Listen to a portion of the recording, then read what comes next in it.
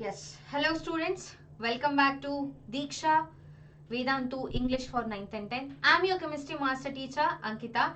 So today we are going to discuss metals and non-metals. Okay, so we're going to discuss metals and non-metals. So let's start with the chapter. This is a one short session. Okay, so we'll be completing this chapter in one go. Cool. Yes, please do subscribe to the channel for more videos, and also please share the videos with your friends who are giving the board exam this year or next year.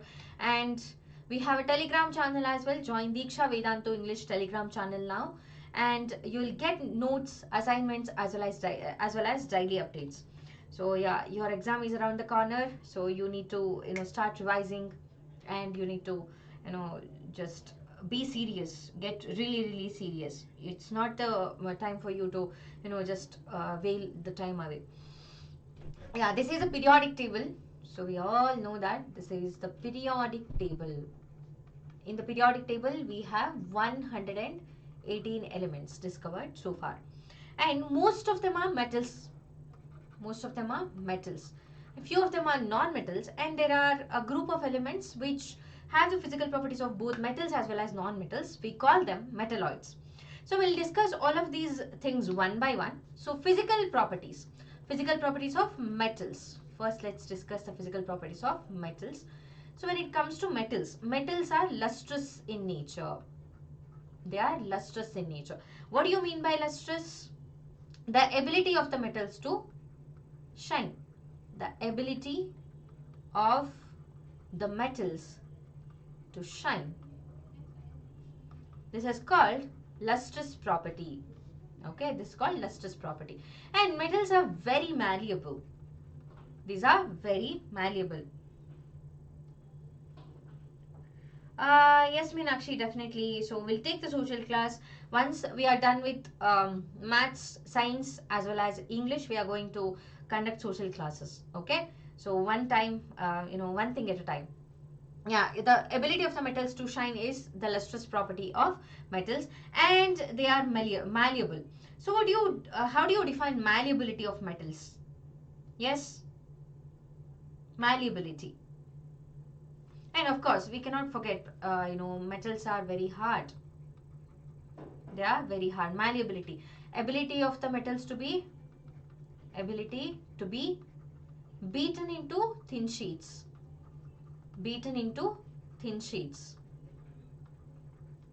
This is nothing but malleability. Okay, so metals are very hard. They have high melting as well as boiling point. High MP and BP. MP is not Madhya Pradesh, BP is not blood pressure. So high melting as well as boiling point. And yes, they are ductile as well. Metals are ductile. So what do you mean by ductility? The ability to be twisted into wires. Ability of metals to be drawn into wires. This is called ductility of metals. And not just that, they are sonorous in nature. Ability to produce resonating sound, ringing sound. Ability to produce ringing sound. Ability to produce ringing sound or resonating sound. When the metal surfaces are struck, they are going to produce a ringing sound. Tan. That's nothing but sonority of metals. Okay, and they are good conductors of heat and electricity. They are good conductors of heat and electricity. So these are some of the physical properties of metals. These are not the chemical properties, rather these are physical properties of metals. Okay, so they are lustrous in nature, they are malleable, they have high melting as well as boiling point, they are ductile, they are sonorous, and they are good conductors of heat and electricity. On the other hand, when we talk about non-metals, non-metals are usually soft in nature. They are soft in nature, and non-metals are non-ductile, non-malleable, they are non-sonorous,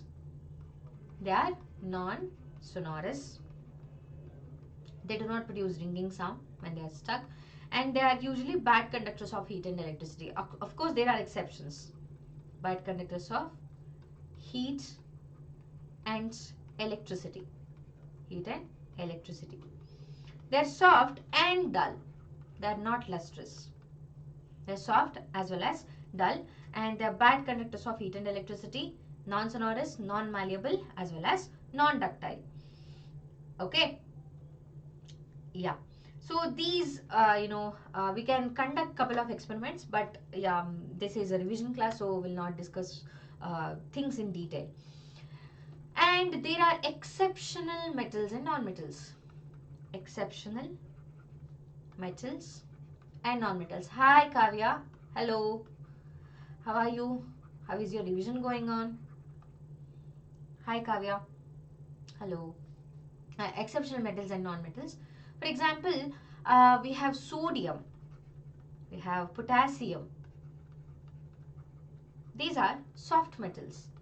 These are soft metals. They can be cut using a knife. They can be cut using a knife. Okay, so exception. And then we have lead, which is a bad conductor of electricity. It's a bad conductor. Okay, and then we have mercury, which is liquid at room temperature. It is liquid at room temperature. Liquid at room temperature. Yes, come on, interact in the comment section. Come on, please. And not just that, we have gallium and cesium. Gallium and cesium. They have very low melting point. They have very low melting point. They have very low melting point. Okay. And yes, if we talk about exceptional non-metals, iodine. Iodine is a non-metal.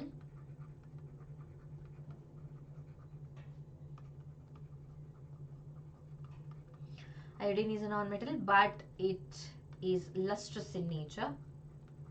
It is lustrous. And carbon. Carbon is a non-metal, and there are allotropes of carbon. So we have discussed about allotropes in our previous session. Okay. So carbon has allotropes like graphite.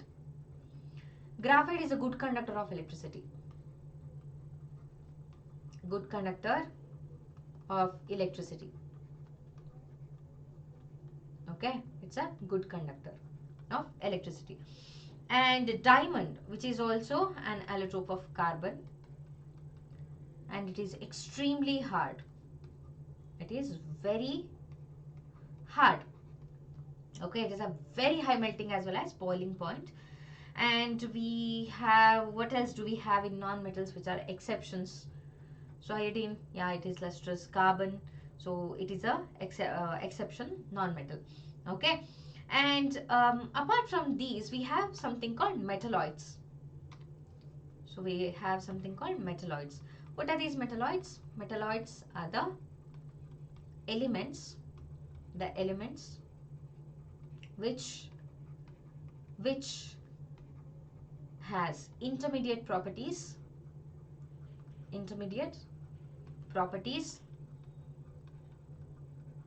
between metals and non-metals. Metals and non-metals. Which are the examples? See here. Here, I'll show you in the periodic table. This gives you a very clear understanding. Okay. Hi, two lovely brothers. Hello. Yeah. So, here we see silicon, germanium, arsenic, antimony, tellurium, polonium. These are metalloids. Okay. Left to that, these are metals. Okay. These are all metals. These are all non-metals. Okay. Intermediate elements are metalloids. So, yeah. So we have silicon, boron, arsenic. These are some examples. These are some examples. Moving forward, question: why are bells made up of metals and not from wood? Why not? Bells are made up of metals because metals have the property of, which property is that? Sonority. Okay, so how do you write it? Metals possess the property sonority. When metals are struck, very good, Pasi Ravi. So when metals are stuck, they produce a ringing sound. They produce ringing sound. So which is useful in bells to make a loud resonating sound. A loud resonating sound. Okay. Moving forward, metals have the capability to produce sound when hit with a solid object. That is, they are sonorous and can sustain vibrations for longer durations, whereas wood is not sonorous and does not produce a ringing sound when struck. Therefore, bells are made up of metals and not from wood. Not from wood. Carbon is a non-metal. Then why is diamond lustrous? Why is diamond lustrous? Because of the structure. Okay, because of the structure. So diamond is a non-metal. Metal impart properties like ductility, malleability, electrical conductivity and luster due to the type of bonding that they have, known as metallic bonding. But diamond is a giant covalent solid. It is purely covalent bond, which doesn't show any of the above properties of metals other than brilliance and hardness. Brilliance in diamond is actually due to reflection of light by layers of carbon atoms. Internal reflection happens in case of diamond. Internal reflection happens in case of diamonds. Okay, so it has a 3D rigid structure. It has a 3D rigid structure where one carbon atom is bonded to one carbon atom is bonded to four other carbon atoms. Four other carbon atoms. So lustrous का मतलब क्या है ma'am? Lustrous का मतलब okay, so shiny. The surface will be glowing. The shiny surface is nothing but lustrous. The ability to shine. Okay, ability to shine. Gold shines, right? Metals shine. That's lustrous. Moving forward, when you hold a hot metallic pan that is without plastic or wooden handle, will you be injured? You will be injured. Why? They're asking why. Why? Because metals are good conductors of heat as electricity and electricity, right? Metals are good conductors of heat and electricity. Heat and electricity. And plastic or wooden, wooden substances are insulators. Substances are insulators, which means that they cannot allow the passage of electricity or heat.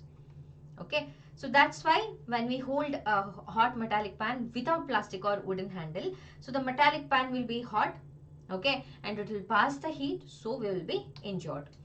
Why electric wires are covered with rubber like material? The same thing. So rubber is an insulator. It is an insulator. Okay, so electric Wires conduct electricity. Conduct electricity. Electricity. Upon touching an electric wire without insulator, without an insulator. Electric wires conduct electricity. Upon touching an electric wire without an insulator, so one could be electrocuted. One could be electrocuted.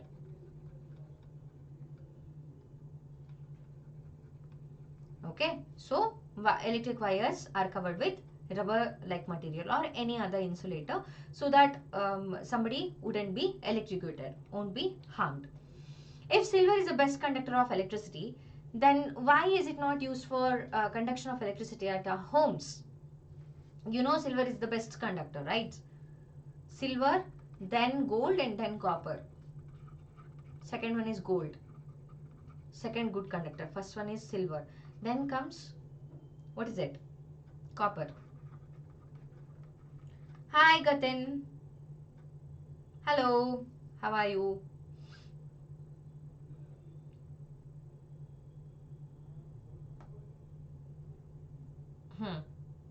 Yeah, come on, answer.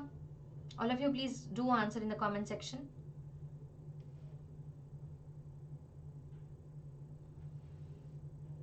Why is it not used?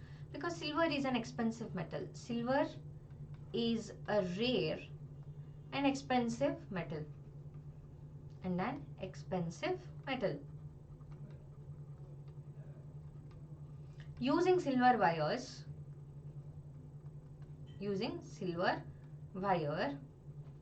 at homes for conduction is not economical. It's not cheap. That's why silver cannot be used. Okay, that's why silver cannot be used. You are given a hammer, a battery, a bulb, wires, and a switch. How could you use them to distinguish between samples of metals and non-metals? Assess the usefulness of these tests in distinguishing between metals and non-metals. Very good, Ram Gatin. It's very expensive. Keep it up. Yes. So, yeah, we are given with a hammer, a battery, bulb, wires, and a switch. How can we, use them to distinguish between samples of metals and non-metals? You are given with couple of substances here. Some of them are metals and some of them are non-metals. Using a hammer, how can you confirm if it is a metal or a non-metal? If you use the hammer to beat that substance, if it becomes a sheet, then it is a metal. Okay, hammer can be used to test the metal if it is malleable. If the substance is brittle, then it is a non-metal. Non-metals are brittle in nature. When you apply some pressure on non-metals, they are going to break into pieces. That is brittle. Okay, non-metals are brittle. What is brittle? Break into pieces.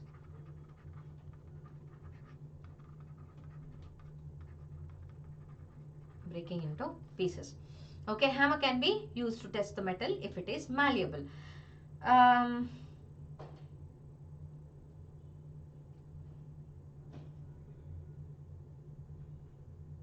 Very good, Ram Gatin. Of course, I'm here to help you out. Of course. Yeah, you're most welcome. Yeah, please be active like this. Okay, I would really appreciate it. I need all of you to, actively participate in the class. Okay. Yeah. Ram Gatin is absolutely right. So when we hit the metal or non-metal, metal will not break, non-metal will. Yes, metal will be flattened. Okay, it will become a sheet. Non-metal will break. It is brittle in nature. Very good. And then pro learner also gave the answer. Ductile nature of the metal. Yes, not ductile but malleability nature of the metal. Okay. And what about battery, bulb, wires and switch? We can make a Definitely, Gatin. That's what I'm going to do. Okay? Yeah, we'll revise all the chapters. Cool? Before the exam. Tell me. So what are we going to do? We'll make a circuit. Okay? So we are going to keep everything. Battery, bulb, wires and switch. When we, if there is a sample of metal, it is going to conduct the electricity. So bulb is going to glow. Bulb is going to glow. Okay, if it is a non-metal, when it is used in circuit, so it is a bad conductor. It's a bad conductor. So bulb doesn't glow. Bulb does not glow. Does not glow. Okay. Gatin is from Tamil Nadu. Okay, cool. I'm from Karnataka. What about others? Where are you all from? And we'll be providing the notes. Okay. Hi, enthusiastic espresso. Hello. Hi.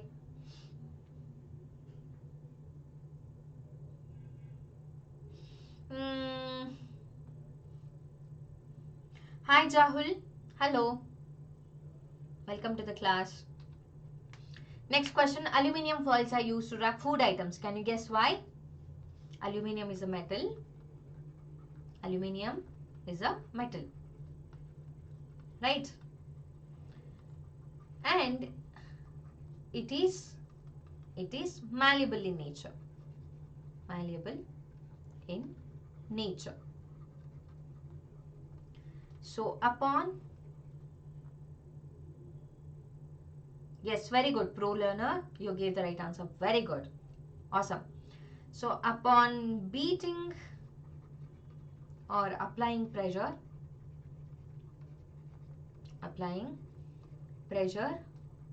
on an aluminium block,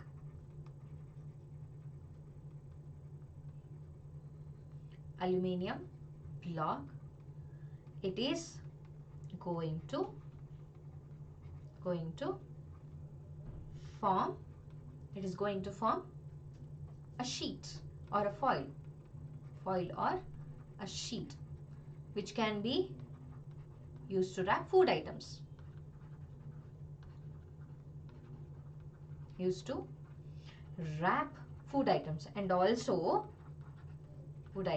also there is another thing, which is aluminium do not react with food items. Right? Aluminium is not going to react with food items. So it is safe to use aluminium foils to wrap food items. Okay. Pro learner is from Pasighat, Arunachal Pradesh. Oh, that's nice. Arunachal Pradesh. Okay. Hill area. I have never been to Arunachal Pradesh. Aluminium when kept outside will form a thin layer, so it can used to that is that is corrosion. That is something different. Okay, so aluminium is going to form a thin layer, that is aluminium oxide, which prevents further corrosion. It acts as a protective layer. This is a different concept. Gatin. It is going to form a protective layer. This is a different concept. We will discuss that. But it has nothing to do with aluminium foil being used to wrap food items. First thing is aluminium is very malleable, and also aluminium is not going to react with food items. Okay, so it can be used to wrap food items, and it is not poisonous. That's why. Okay. Hi, Arun Prashant. Hello. Enthusiastic Espresso is saying hi. Yes, hi. Yeah. So moving forward, yeah, take down the notes if you need. Anyway, we'll be providing you the notes. Okay. Aluminium is a chemical element with atomic number 13 and symbol Al. It is a non-toxic element. Non-toxic means it is not poisonous, and it can be cast, machined and shaped easily. It is the second most malleable and sixth most ductile element, and it can be formed into very thin foils that are ideal for food packing. Also, aluminium is a good conductor of heat and electricity. This is another reason that food remains warm for a longer time in aluminium sheets or foils. Okay. Which question? This question. So why aluminium is used in making wraps, aluminium foils to cover food items? Okay, that's that. This is the answer for that. Mhm. So the thing that you mentioned, Gatin, is about corrosion. Okay, so corrosion is not always bad. Why? Because aluminium is going to form an oxide layer called aluminium oxide, and this oxide layer acts as a protective layer which prevents further corrosion. Okay, my voice is very low. Is that true? I cannot scream anymore. Come on, please increase the volume in your devices, or wear a headphone or earphone so that it will be, it will cancel out the outside noise. Before aluminium questions, yeah, this one. You are given with a hammer, a battery, a bulb, wires, and a switch. How could you use them to distinguish between samples of metals and non-metals? So, if you use the hammer to beat the metals and non-metals, metals are going to become sheets. Non-metals are going to break. Okay, and yeah, battery bulb, using battery bulb wires and switch, you can form a circuit, and in order to conduct the electricity, so you can use the sample. If it is a metal, the bulb is going to glow because metals are good conductors. If you use a sample of non-metal, the bulb is not going to glow because non-metals are bad conductors of heat and electricity. Okay, hi Sasmita, hello, welcome back.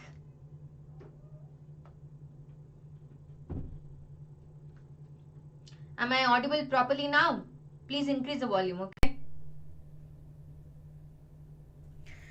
Yeah, this question. Yeah, this question. See, aluminium foils are used to wrap food items. Can you guess why? This is the answer. Moving forward. Given below is a list of elements: nitrogen, oxygen, sodium, silicon, iron, carbon, potassium. Pick out the option that has both metals in it: sodium, silicon, iron, potassium, silicon, carbon, nitrogen, oxygen. So when there is MCQs, you can use elimination method. What is elimination method? You can discard the option which is not right. For example, sodium and silicon. Sodium is a metal. Silicon, what about silicon? Silicon is a non-metal. So we can eliminate this. This is not the option. Option B, silicon and carbon. Carbon is a non-metal. Silicon is also a non-metal. Is it a non-metal or a metalloid? Yeah, silicon. Tell me. Yeah, silicon is a metalloid, right? It is not neither a metal nor a non-metal. Okay. Now voice is okay because I'm screaming. Arun, I'm screaming literally. That's why. Okay. Alright. Yeah. Iron and potassium. Iron is also a metal. Potassium is also a metal. So already pro learner, Ram Gatin, Sasmita gave the answer. Very good. Option C is the right answer. Nitrogen and oxygen both are non-metals. Both are non-metals. Moving forward, which of the following metals can simply be cut with a knife? Sodium, lithium, potassium, all of the above. Soft metals, exceptional metals. Sasmita, very good. Yeah, silicon is a metalloid.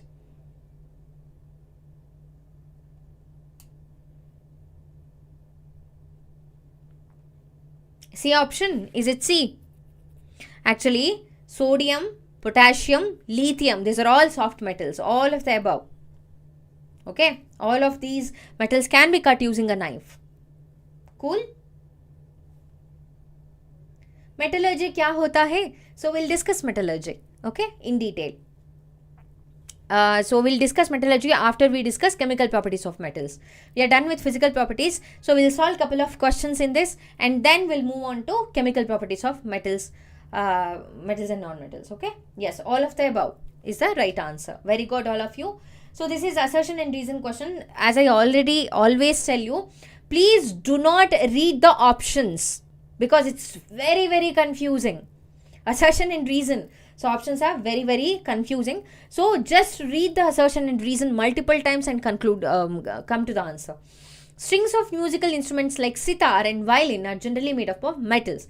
Yes, guitar, sitar, violin, ukulele, these are all, the strings are made up of metals because they produce a ringing sound, resonating sound, ton sound, right? Yeah, this is true.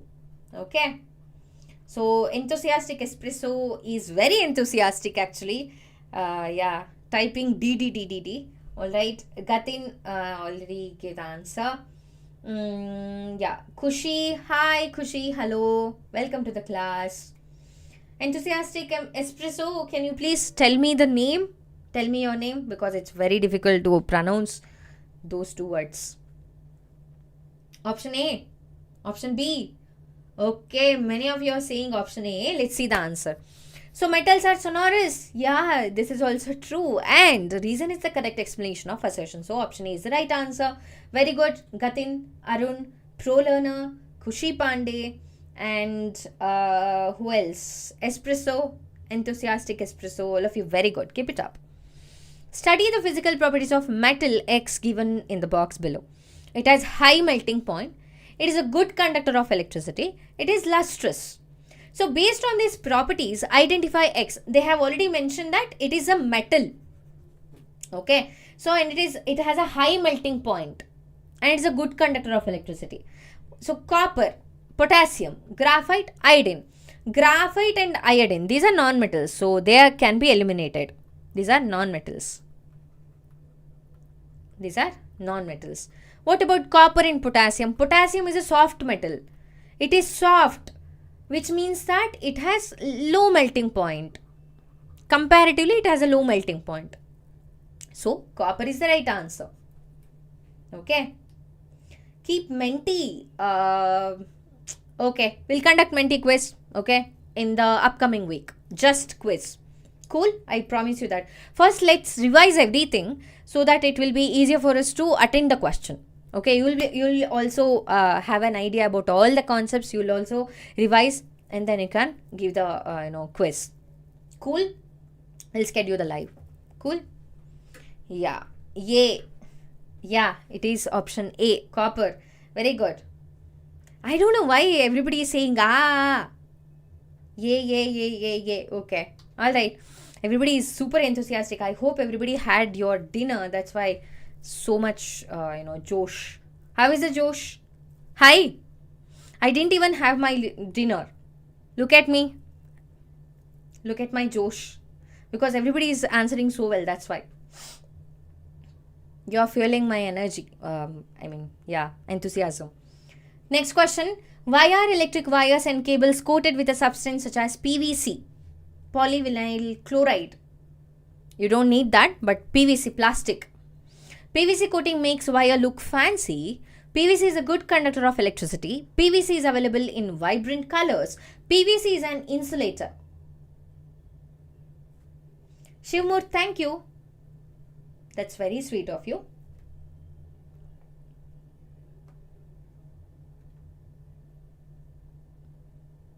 Yeah, come on.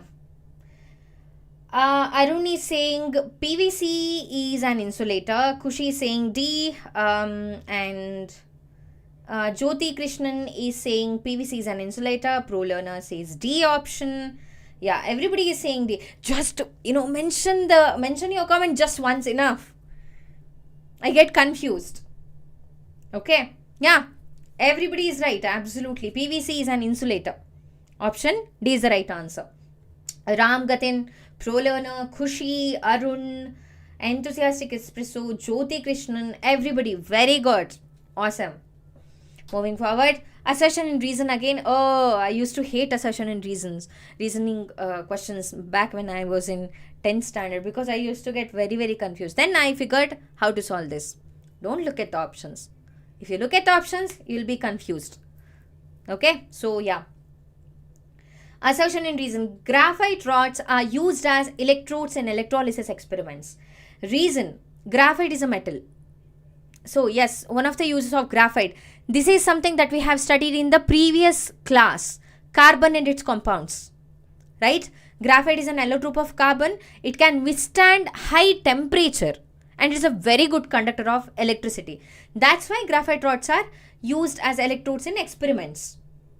Okay? This is true. But is graphite a metal? Graphite is made up of carbon. Is carbon a metal? No. This is false. So, which is the answer? Option C. Very good evening. Khushbu. Hi. Hello. Everybody is saying C, C, C, C, C. Yeah. Option C is the right answer. Very good. A is true, but R is false. Gatin, Jyoti Krishnan, Arun, Pro Learner. Pro Learner said B, but it is C option. Why did you get confused? What is the confusion? Anyway, no problem. You can make mistakes here. This is not an exam. Please correct your mistakes. That's very important. Everybody make mistakes, students. Don't worry. Teachers make mistakes. Parents make mistakes. Elderly people make mistakes. Everybody do mistakes. It's okay for you to make mistakes, but learn from your mistakes. Rectify your mistake. Don't commit the same mistake again and again. Cool? Yeah.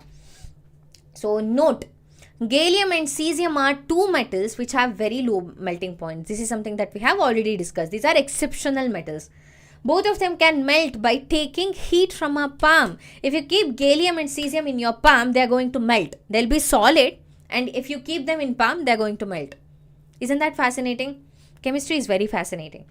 That's why I love chemistry. How many of you love chemistry? Yes? Give me a thumbs up in the comment section.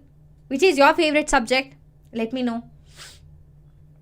Mine is chemistry and biology. I used to hate mathematics. Oh my god, I used to find it very, very difficult.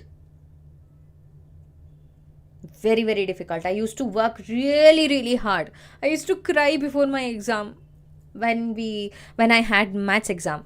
Yeah, but I scored well because of hard work. See, hard work always pays off. Oh, Ramgatin and Arun are in the same school and best friends. That's nice. Yeah, everybody please do share the video with your best friends so that it will be useful for them and you can, comment simultaneously. It will be a competition amongst yourself. Oh, Arun loves chemistry. Hi-fi, Arun. Ramgatin also. Kushi also. Hi-fi. Science. Yes. Nice. There are so many people. Jyoti Krishna also loves chemistry. Oh, Kushi also hates maths just like me. But we don't have an option, right? You have to learn you have to study every subject. You have to give importance to all the subjects. Otherwise, the total score will go down. So, yeah. Whichever subject that you find very difficult, focus on that and give some more time to that. If you give chemistry 2 hours, if you find chemistry easy, so allocate less amount of time for that. So if you find some other subject very difficult, like me, I used to find maths very difficult, so I used to allocate more time to that subject. Do the same thing. Okay. Yeah, please do share. Cool. And yeah, despite being a metal, zinc is not ductile. Zinc is a metal, but it is not ductile. Okay. And gold is the most ductile metal. It is so ductile that 1 gram of gold, just 1 gram. Do you know what is the price of 1 gram of gold? Today, it's around 6,000 for 24 carat. Okay. It can be drawn into 2 kilometer long wire. It's actually the most ductile as well as malleable metal. Okay.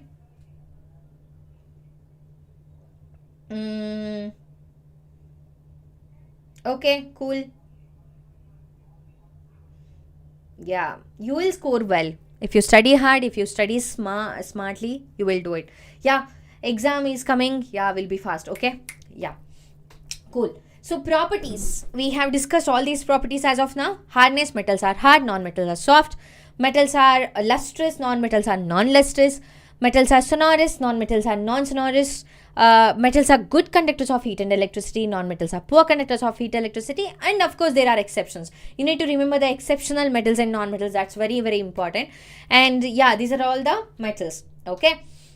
Next, if we talk about chemical properties, we have discussed about physical properties as of now. Now it's time for us to discuss about chemical properties. So let's discuss reaction of metals with oxygen first. So most of the metals are going to react with oxygen to give their oxides. Okay. So what are they going to form? They are metal oxides. Alright. So what happens when metals are burnt in air? Air is nothing but air has oxygen. For combustion reactions to happen, we need oxygen. For fire to catch, what are the there is a fire triangle, right? What is the fire triangle consist? It has oxygen, it has fuel, and there should be temperature.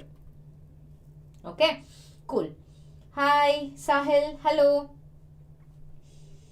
Yeah, almost all metals combine with oxygen to form metal oxides. Metal, this is a general reaction. Let me write the general reaction for all of you. Metals react with oxygen to form respective metal oxide.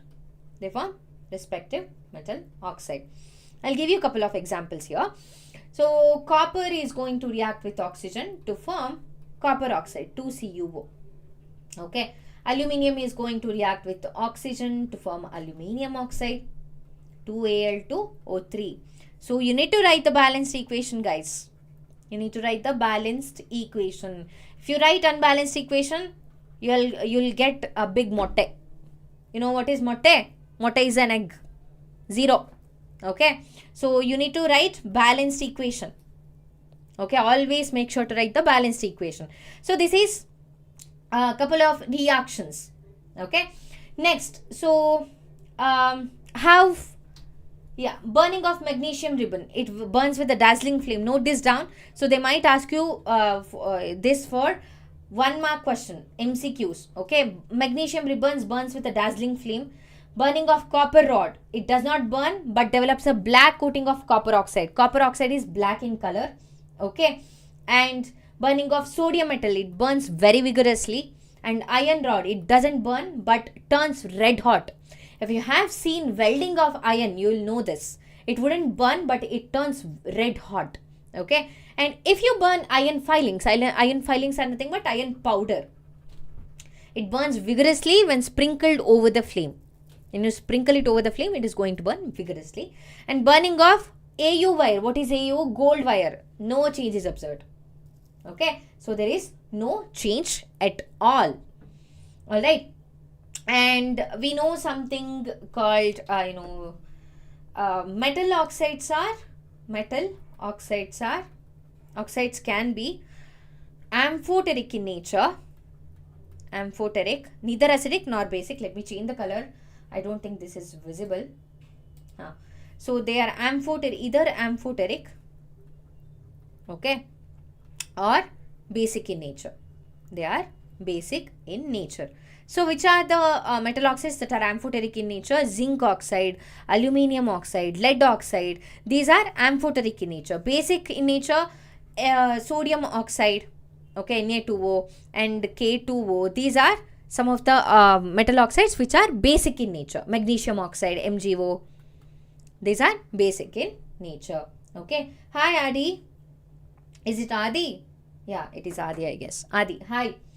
Yeah. So, these metal oxides are amphoteric in nature and basic in nature, they are going to react with acids to form respective salt as well as hydrogen gas. Okay.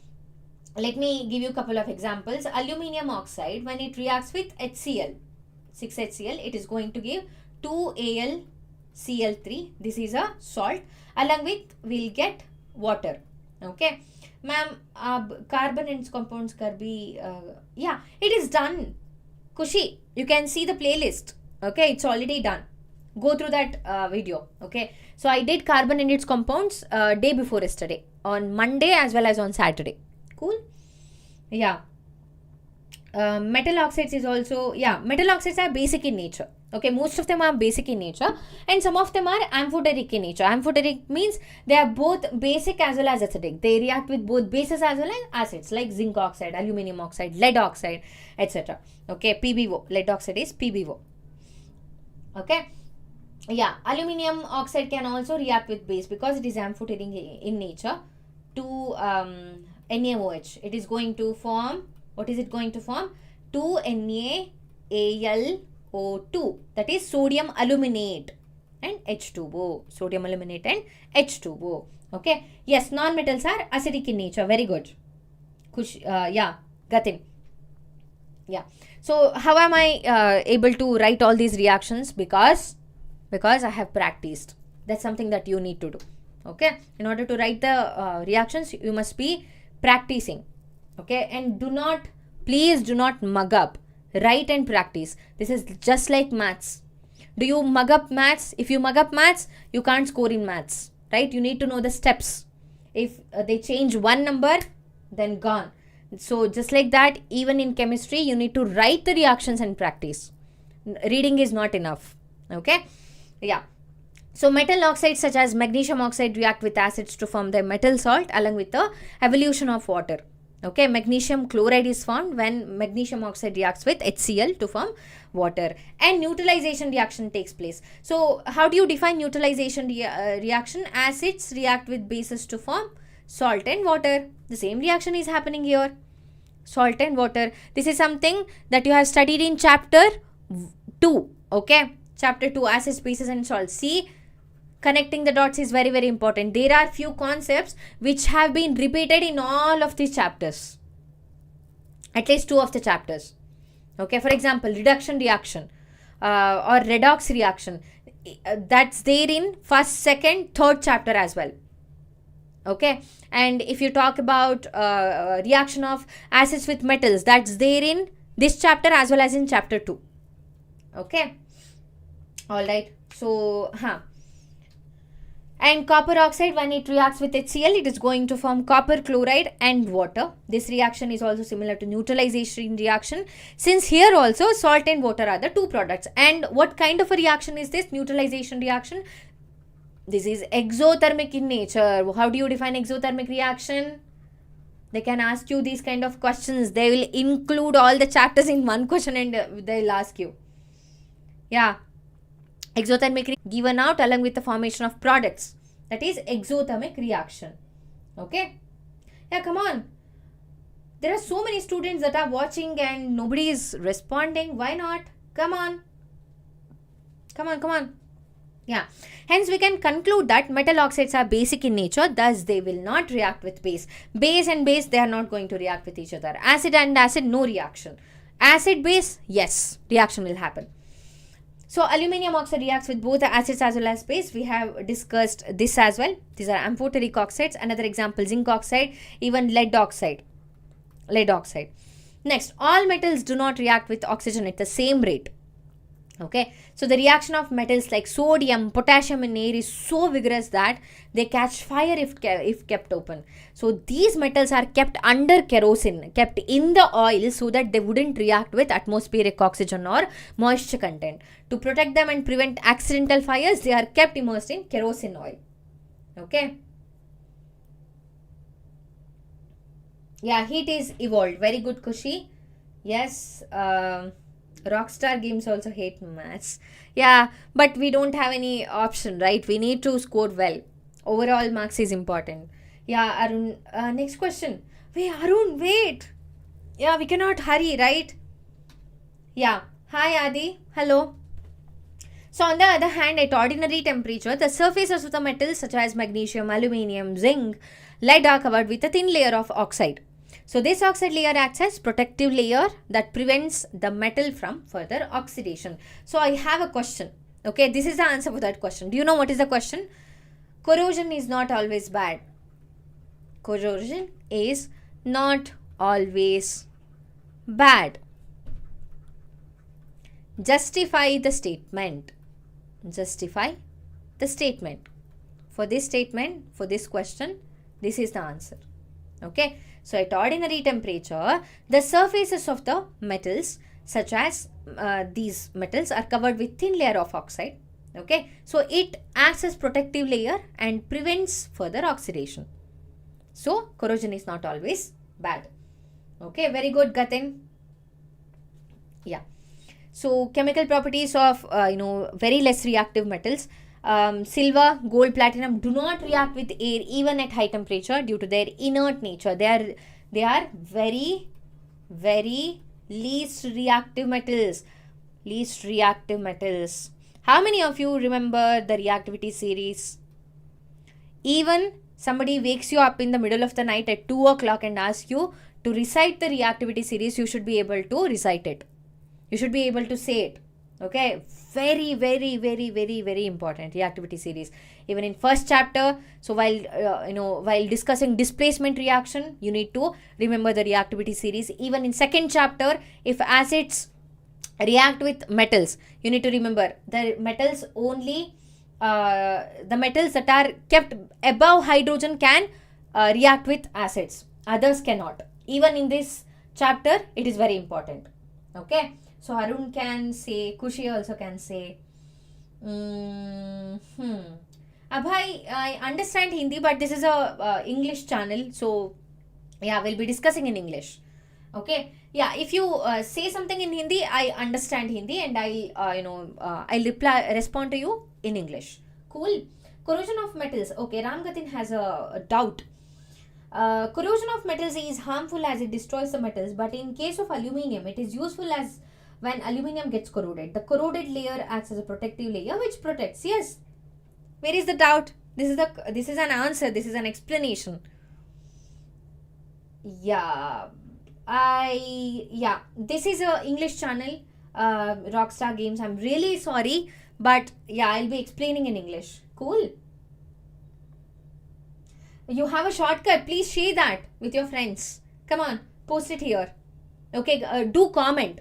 So this live chat, post that in live as well as in. Please do comment. Okay, so that it will be useful for everybody. Okay.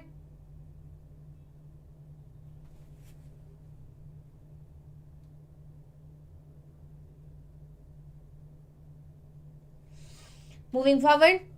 So most of the metal oxides are insoluble in water. How metals are going to react with water? So that is the next chemical property. Reaction of metals with water, and they produce metal oxides. Okay, metal oxides and hydrogen gas. So metals react with water to form metal oxide and hydrogen gas. And we know the confirmatory test for hydrogen gas. What is the confirmatory test? So it burns with a pop sound. Okay, this is something that you should remember. Okay, Green Elgar also has a question. Yeah, you can answer. Yeah, I mean, you can ask. Please do.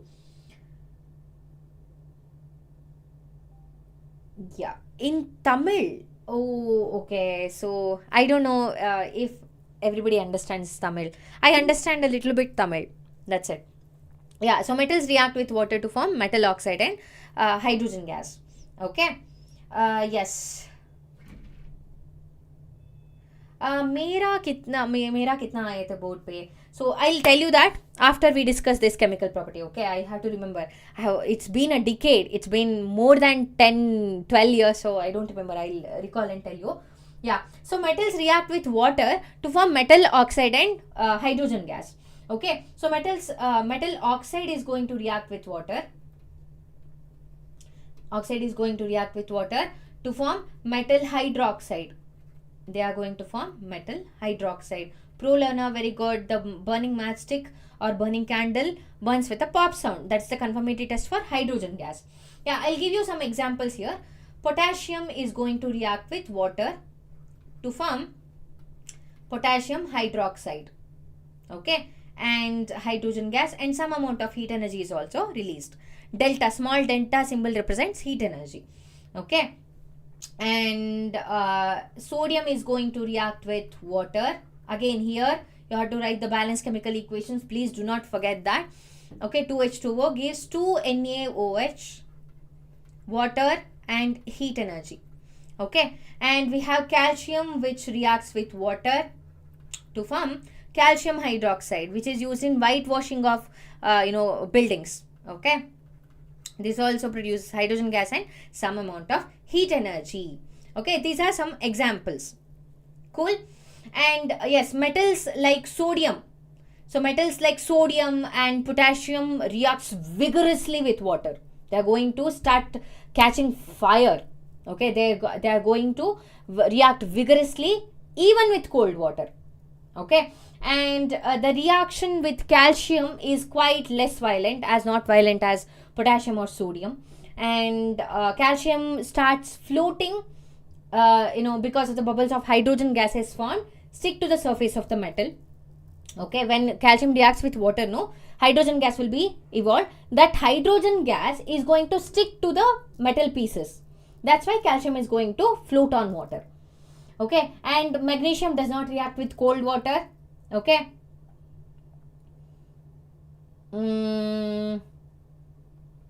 Yeah, and metals like aluminium, and iron and zinc do not react either with cold or hot water, but they react with steam.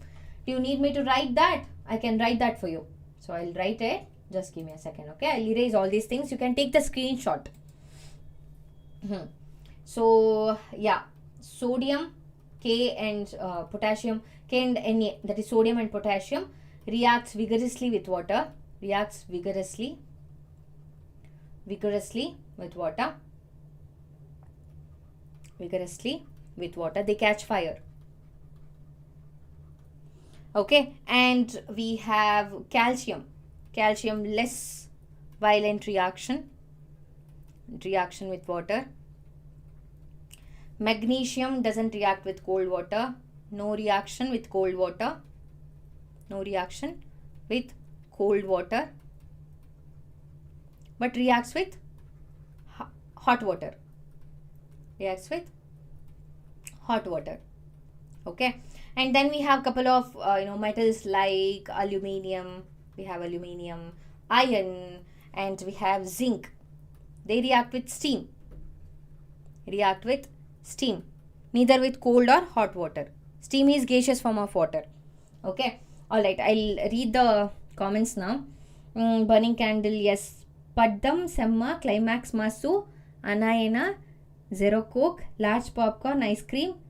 Okay, this is in Tamil. Okay, Arun. Cool. Very nice. This is the shortcut. Sarvesh, yeah, don't be mean. Come on. Prashant's cool. And yeah, thank you, best gamer. Acid, base, and salt. That is, acids react with bases to form salt. Okay. Gracie, hello. Yeah. Moving on, anodizing. So, process of forming a thick oxide layer. One of you mentioned this in the comment section. Okay. So, process of forming a thick oxide layer of aluminium to prevent it from corrosion.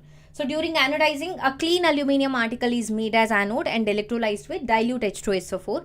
The oxygen gas released at the anode. So, at the anode, oxygen gas is going to get released.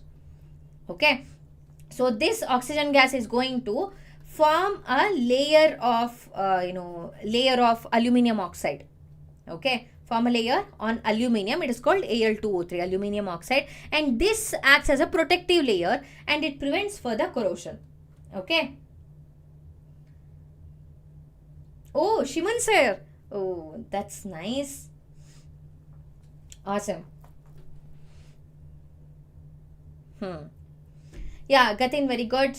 Calcium shows a less violent reaction. Very good. Aluminium, zinc, like this metal will not react with cold or hot water but reacts with steam. Very good. Very good. So Gracie is asking another question from chapter, which is the chapter, that is second chapter, acids, bases and salts, right?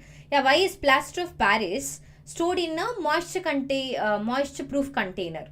Why? Anybody can answer? I know the answer. So, plaster of Paris, POP, it is nothing but calcium sulfate hemihydrate. Okay. So, half water molecule is there, which means that it is the water molecule of water of crystallization. Okay.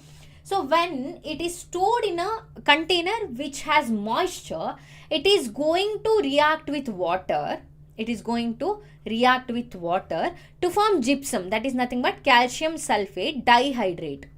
POP is going to become gypsum. POP is powdery substance. POP is powdery substance. Gypsum is hard solid mass. That's why in order to prevent POP becoming gypsum, POP is kept in a moisture proof container. Okay. Gracie, got it? Hi Rahul, hello. Gracie. Gracie, why don't we keep sour substances in brass and copper vessels? What's the answer? Sour substances contain what? Acids, right? So usually sour substances, sour food items like fruits, vegetables, food items contain acids. Okay. When they are kept in metal containers for long, kept in metal containers for a longer time, metal containers for a longer period of time,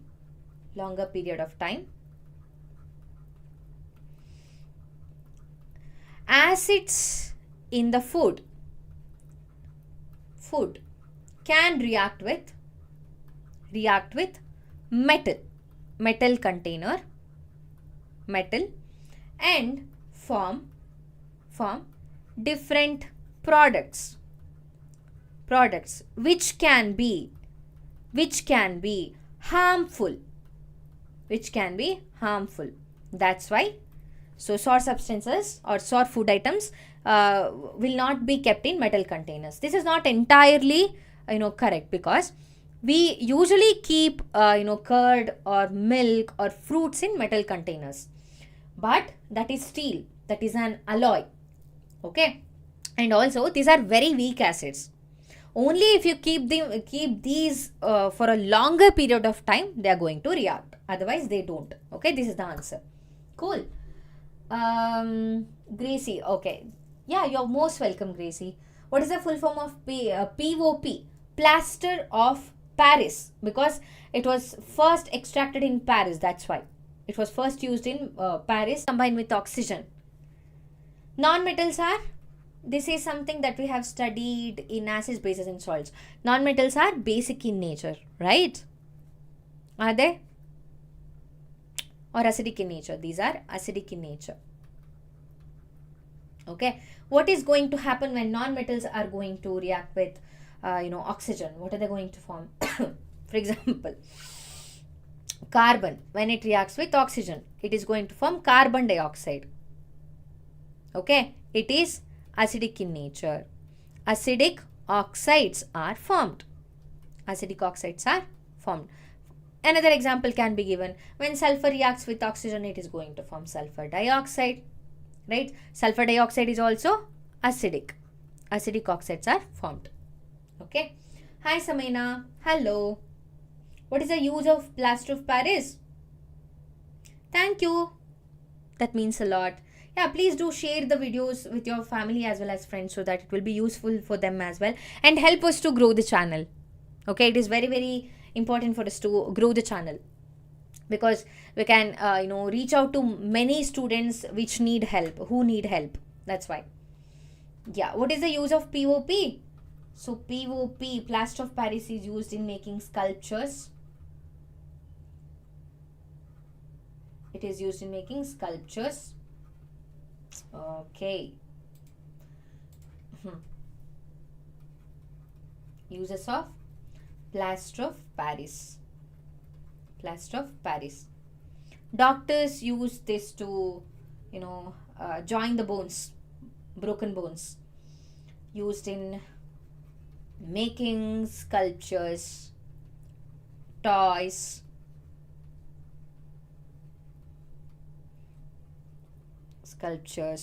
okay, and used by doctors to make the cast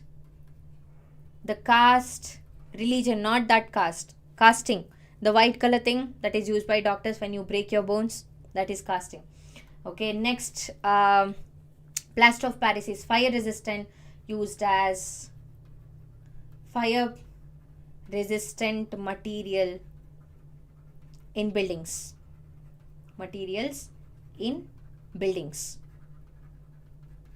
Okay, in buildings. All right, these are the uses. Moving forward, so when non-metals combine with oxygen, it forms either acidic or neutral oxides.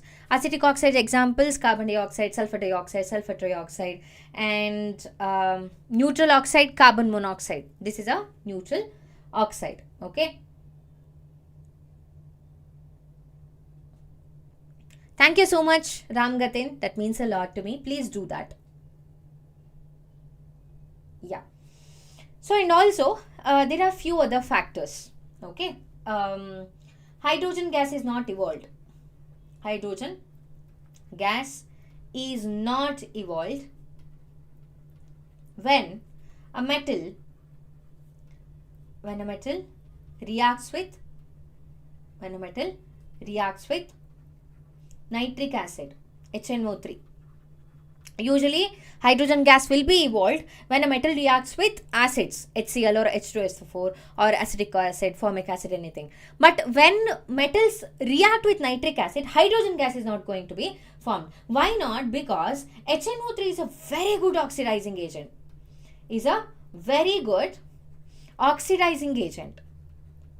Which means that it is going to add oxygen to other substances. It is going to conduct oxidation reaction. Okay, so it is a very good oxidizing agent. So it's a very oxidizing agent. OA is oxidizing agent. Please do not use the short forms while you are writing the answer. Okay, please make sure to write the full form, because if you write BP in your science paper, it can be blood pressure as well. Okay, that's why don't write the short forms. Please do write the full form. Yeah, so HNO3 is a very good oxidizing agent. So what it is going to do? It is going to oxidize the hydrogen gas that is produced to water. Okay, so H2 is going to become H2O. It will be oxidized by HNO3, because HNO3 is a very good oxidizing agent. That's why hydrogen gas will not be evolved. Water will be evolved. Water will be given out. Okay. So Samina, hi, and Quizmaster, hello, hi, Ravi, hi. All of you, hi. So Best Gamer has a question. What is the difference between an acid and a base? So there are some physical properties and chemical properties that are that differs between acids and bases. Acids are sour to taste, bases are bitter to taste, and acids are going to react with metals, while bases are not going to react with metals. Okay. Yeah. Hi Aman and Simran. Hello. Yeah, and yes, but here is a trick. Magnesium and manganese reacts with HNO3 to form hydrogen gas, to form salt and hydrogen gas. Okay. Hi Preeti. Hi. It's so cold. It's already late. It's only 9 o'clock, right? Alright. Good night, pro learner. So watch the video completely tomorrow, okay? Because it's a very important session, that's why. Yeah. Moving forward, we had a question. Why iron rod does not burn but iron filings burn vigorously when sprinkled over a flame? Because iron has a very strong molecular force of attraction.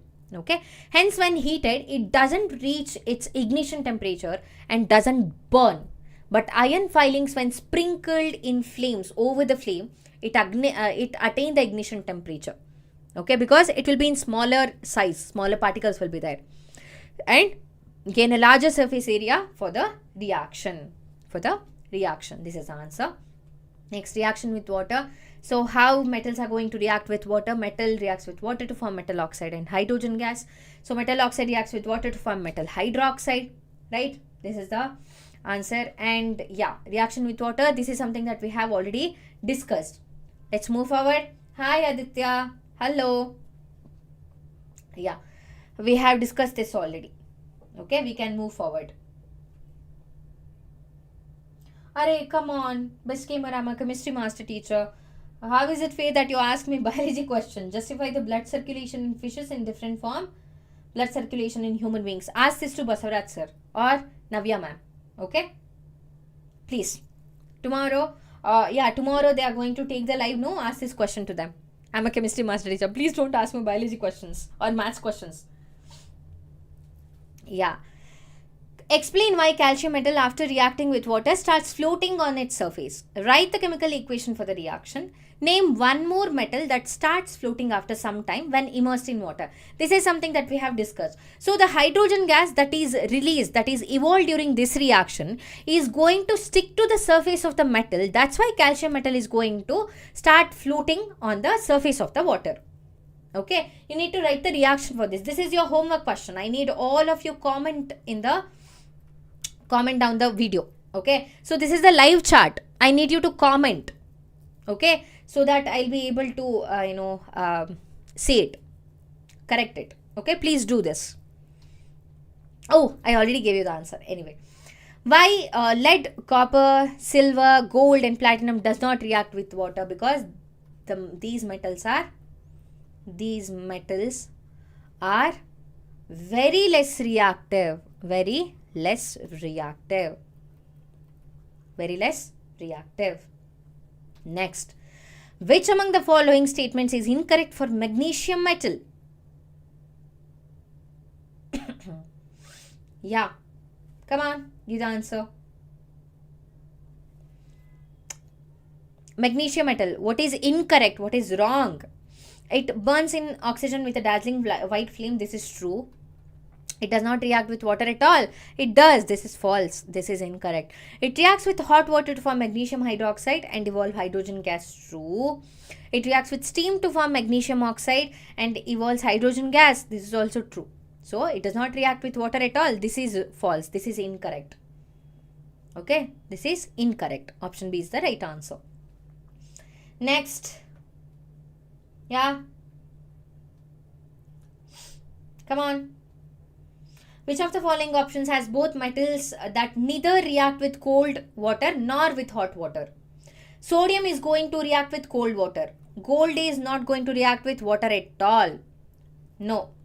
Aluminium is going to react with cold water. Sodium, cold water. Calcium, cold water. Platinum and potassium. So what are they going to do? Are they going to react? Yeah? What is the answer? Is aluminium going to react with hot or cold water? What's your answer? No, this is the correct answer. Okay, aluminium is not going to react with water. So even gold. Okay, all right. So moving forward, why Aditya is asking a question: why sodium and potassium kept under the oil? Because Aditya, so sodium and potassium are highly reactive metals. Okay, so they are going to react instantaneously with the oxygen that is present in air. If you keep it outside, they are going to catch fire. That's why they are kept immersed in oil. Cool. Moving forward, iron is allowed to react with steam for prolonged period. Which of the following oxide of iron will be obtained in this reaction? Steam. With steam, what's the reaction? FeO, Fe2O3 and Fe3O4. This is something that we have already discussed. I even showed you the reaction. Okay, homework. Comment in the comment section. You need to comment, not the live chat, but comment. Okay, come on, please do that. So it is option D. This is the reaction that we have already discussed. 3Fe is going to react with 4H2O to give Fe3O4 and hydrogen gas. Okay, option D is the right answer. Fe2O3 XH2O. This is hydrated ferric oxide. This is rust. Don't get confused. Hydrated ferric oxide. What is Fe3O4? It is ferrous oxide. This is ferrous oxide. Okay, this is going to be formed. Alright. Next, what happens when calcium is treated with water? What will happen? It does not react with water. It reacts violently with water like sodium does. It reacts less violently with water. Bubbles of hydrogen gas formed stick to the surface of calcium. What is the right answer here? It does not react with water. It does. So this is incorrect. This is wrong. It reacts violently with water like sodium. No. It reacts with water but less violently. This is right. Even this is right. So which is the option? Option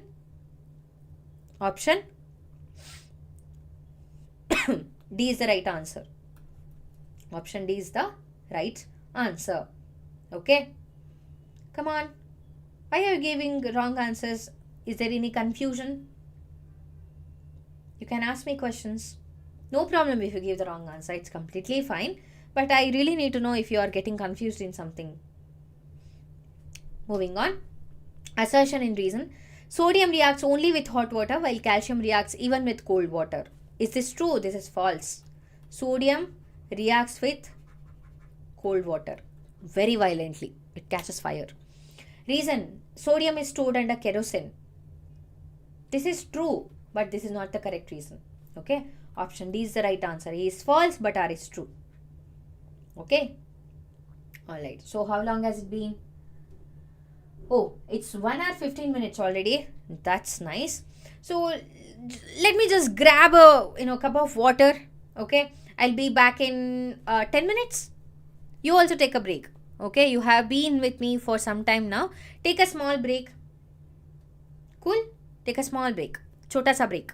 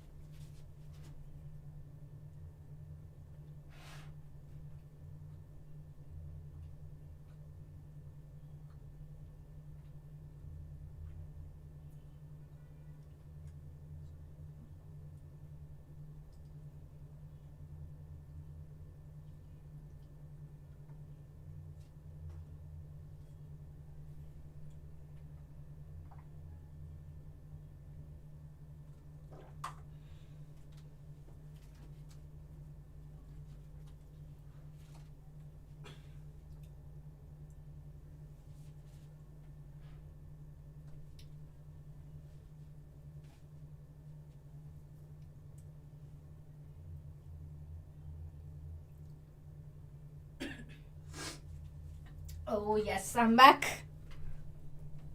Yes, I'm back.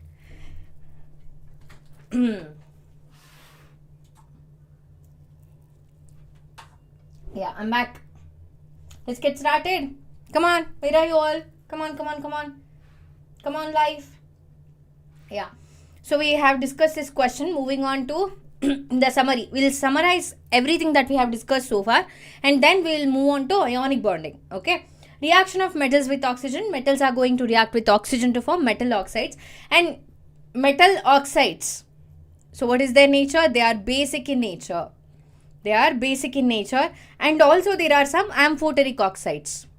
Amphoteric metal oxides. Zinc oxide, aluminium oxide, lead oxide, etc. Okay. This is the reaction. Gold, silver, platinum are not going to react with oxygen because they are very, very less reactive. They are very less reactive. Okay. Yeah, I'm back. Just in 4 minutes. See? I didn't even take a long break. Yeah, metal oxides can be basic or amphoteric. This is something that we have discussed. Reaction of metals with water. So metals react with water to form metal oxide and hydrogen gas. We already know the conformity test for hydrogen gas. So when you hold a burning matchstick or candle near the mouth of the container where the reaction is happening, the matchstick burns with a pop sound. That's the conformity test. Okay.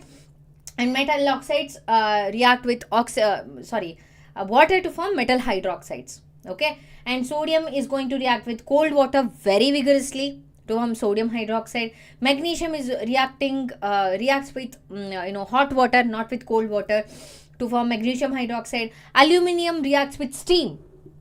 Okay, aluminium reacts with steam. And gold, there is no reaction. Not just aluminium, but iron also reacts with steam. Iron also reacts with steam. Okay. Next.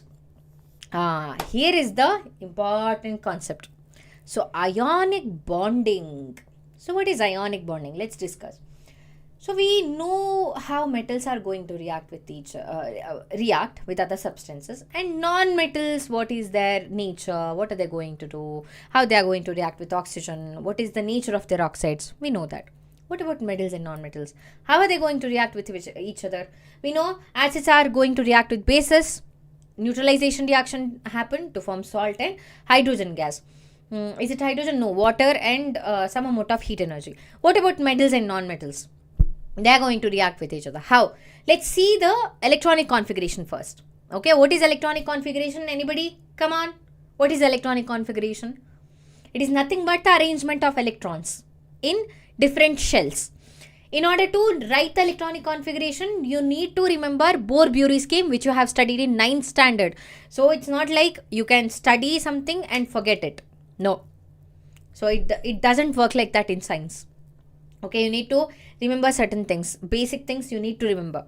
Okay, and I'm also going to start foundation courses after your exams. Okay, so that it will be easier for you to take up science in 11th and 12th. You will be appearing for competitive exams. You will have your state competitive exams, national competitive exams like NEET, JEE. For that, you need to have a very good foundation. So, I'm going to start foundation course after your exams, during your holidays. Just 1 or 2 hours every day. Okay. So, we'll discuss. Cool. Yeah. For that, you need to turn on the notification and subscribe to the channel. Okay. Forming ionic bond, yes. Correct arrange in atomic, no. So, electronic configuration is nothing but arrangement of electrons in their respective shells. In order to write the electronic configuration, you need to remember Bohr-Bury scheme, where you need to remember the formula 2n square. For K shell, n is equal to 1. Remember this? How many of you do? Give me a thumbs up in the, live chat, For L shell, n is equal to 2. KLM shell, n is equal to 3. This goes on. Okay. So, noble gases. Noble gases are nothing but group 18 elements. These are very, very noble. They are very inert. They are not going to react like other elements. They are very stable. So, helium, neon, argon, krypton, xenon, radon. These are noble gases. They follow octet configuration. Octa means 8. the last shell, that is valence shell, is completely filled. In case of helium, it follows duplet configuration. It follows duplet configuration because the number of electrons in helium is just 2. K shell is completely filled. In case of neon, it follows octet configuration. All the other noble gases follow octet configuration, and everything is about stability. In chemistry, every single thing is about stability. Even in life, everything is about stability, right? So you need mental stability, you need to have physical stability, and you need to have financial stability, right? You need to have emotional stability as well. That's very important, right? Even in life. Just like that, in chemistry also, stability is important. So all the other elements will be trying to attain this noble gas configuration, will be trying to attain the octet configuration. Okay. So sodium, magnesium, aluminium, potassium, calcium, these are metals. We know that. And if you look at the atomic number and electronic configuration so the number of valence electrons are less than 4. It is less than 4. I'll tell you, see, sodium. Let's take the example of sodium. What is it? Thank you. Tuplet. It's not tuplet. It is duplet. Duplet. Duplet means 2. Duplet means 2. Octet means 8. Octet configuration, duplet configuration. Okay. Yeah. See here, sodium 2, 8, 1 is its electronic configuration. So if it loses this 1 electron, it is going to attain the nearest noble gas configuration. It is going to become stable. So what is it going to do? It is going to lose the electron. Lose the electron. If valence electrons are less than 4, then the element is going to lose the electron. Lose the electron. If valence electrons are greater than 4, element is going to gain the electron. Gain the electron.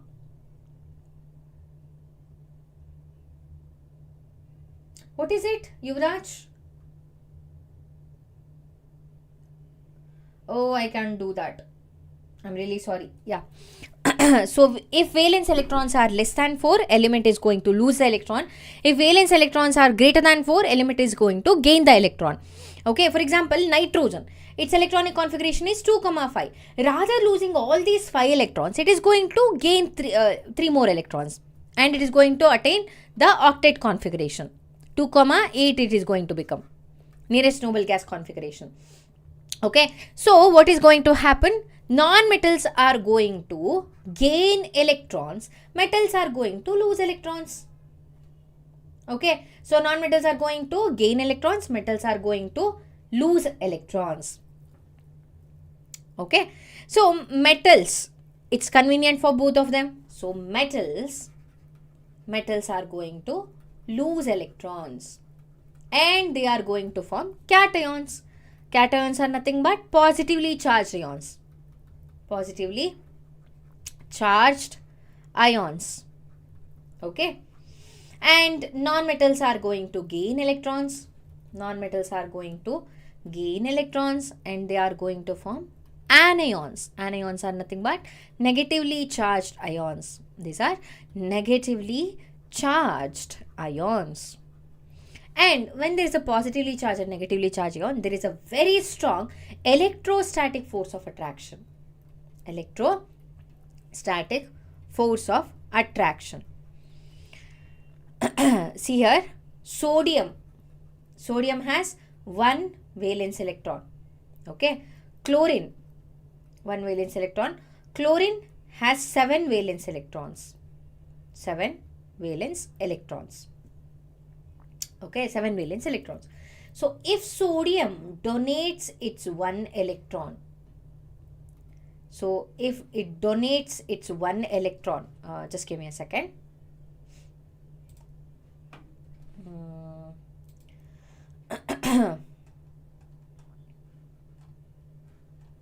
Where is it? Here it is. Yeah, sodium donates its 1 electron. What is going to happen? Sodium is also going to become stable.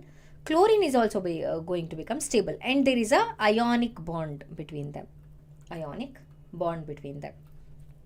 Okay, so this is nothing but ionic bond, and the compounds are called ionic compounds. So let me tell you.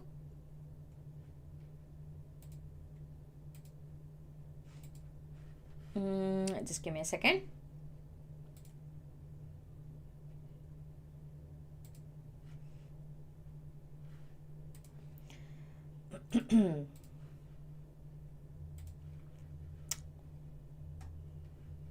Ionic bonding, right?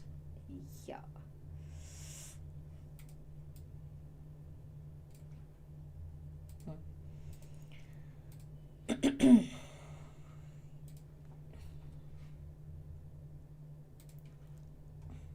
Ionic bonding.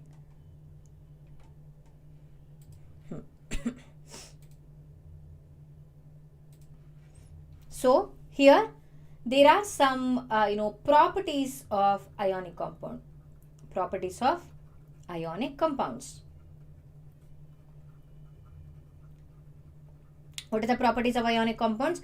Ionic compounds are solids at room temperature. Okay, ionic compounds are solids at room temperature.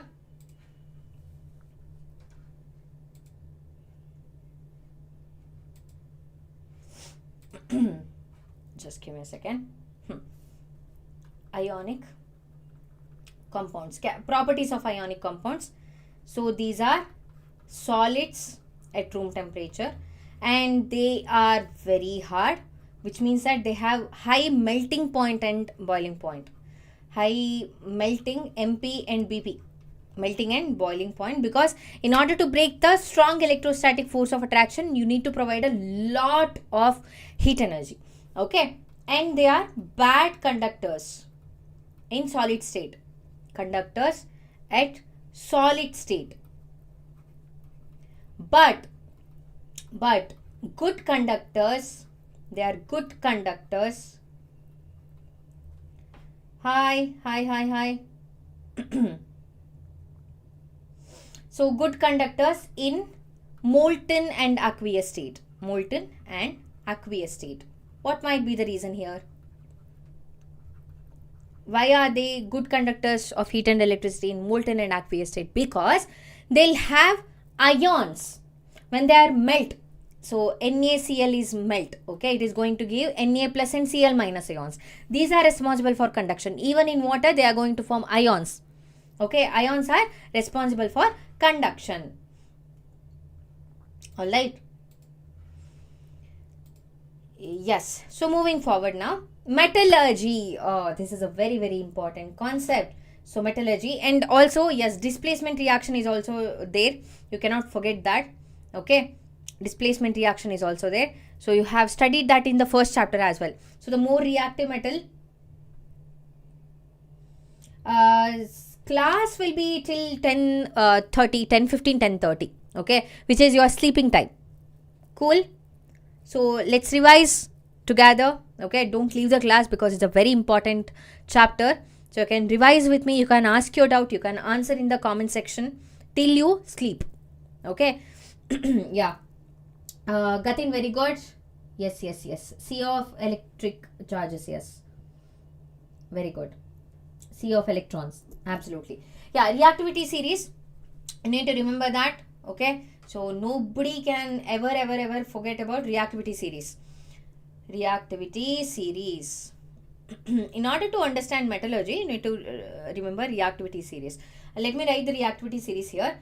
First comes potassium, then sodium, calcium, magnesium, aluminium.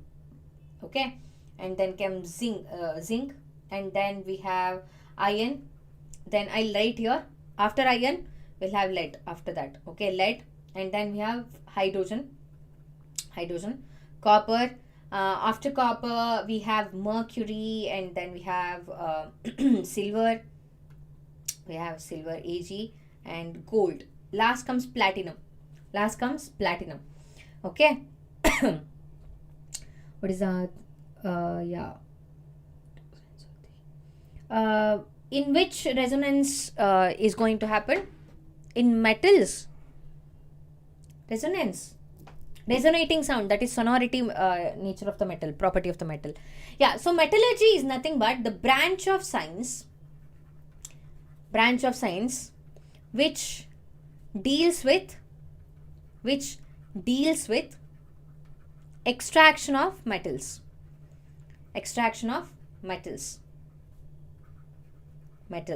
Okay, the thing is, we make use of metals in our day-to-day life, utensils, in industries, even our chairs are made up of metals, tables, metallic parts of cars, automobiles, everything is made up of metal. So it is very important for us to extract the metal. And how do we get metals? So the earth's crust is the major source of metals. Seawater also contains some soluble salts such as sodium chloride, magnesium chloride, etc. And the elements or compounds which occur naturally in earth crust are known as minerals. Okay, so what is the definition of minerals? The elements or compounds which occur naturally in the earth crust are called minerals. Okay, so at some places minerals contain a very high percentage of particular metal, and metal can be profitably extracted from it. Okay, so what are ores? The minerals from which metals can be extracted economically and conveniently. These are called ores. Conveniently are called ores. This is I. Conveniently are called ores. These are called ores. Okay. So all ores are minerals, but not all minerals are ores. Because so ores are those minerals from which we can be extracting metals easily and economically in a cheaper rate. Those are called ores. Okay. So there are three basic steps that is involved in metallurgy. First one is concentration or enrichment of ore. So there will be some impurities. These needs to be removed. These are called gangue particles. So depending upon the ore, different different methods are used. Okay, concentration or enrichment of ore is the first thing that we need to do.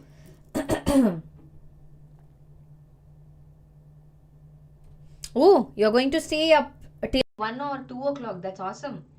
But you need to make sure that you get 6 to 7 hours of sleep. All of you. 6 to 7 hours of sleep is must and should, guys.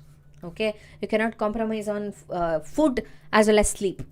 Otherwise, you're gonna fall asleep.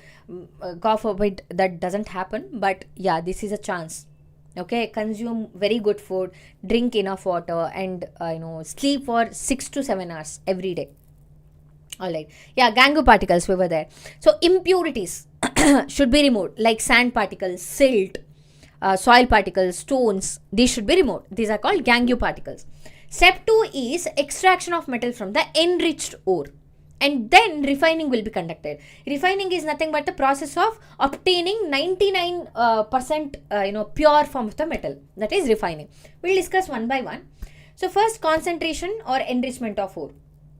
So ores that are mined from earth are usually contaminated with a large amount of impurities. Soil will be there. Hi Aditya. Hi. Soil will be there, sand, mica, rocky materials will be there, limestones will be there. Limestone is nothing but calcium carbonate. Okay, so these things should be removed. These are of no importance. These are of no use. That's why. So metals with high reactivity. So different processes are conducted. Okay, for metals with high reactivity, we are going to conduct a different method.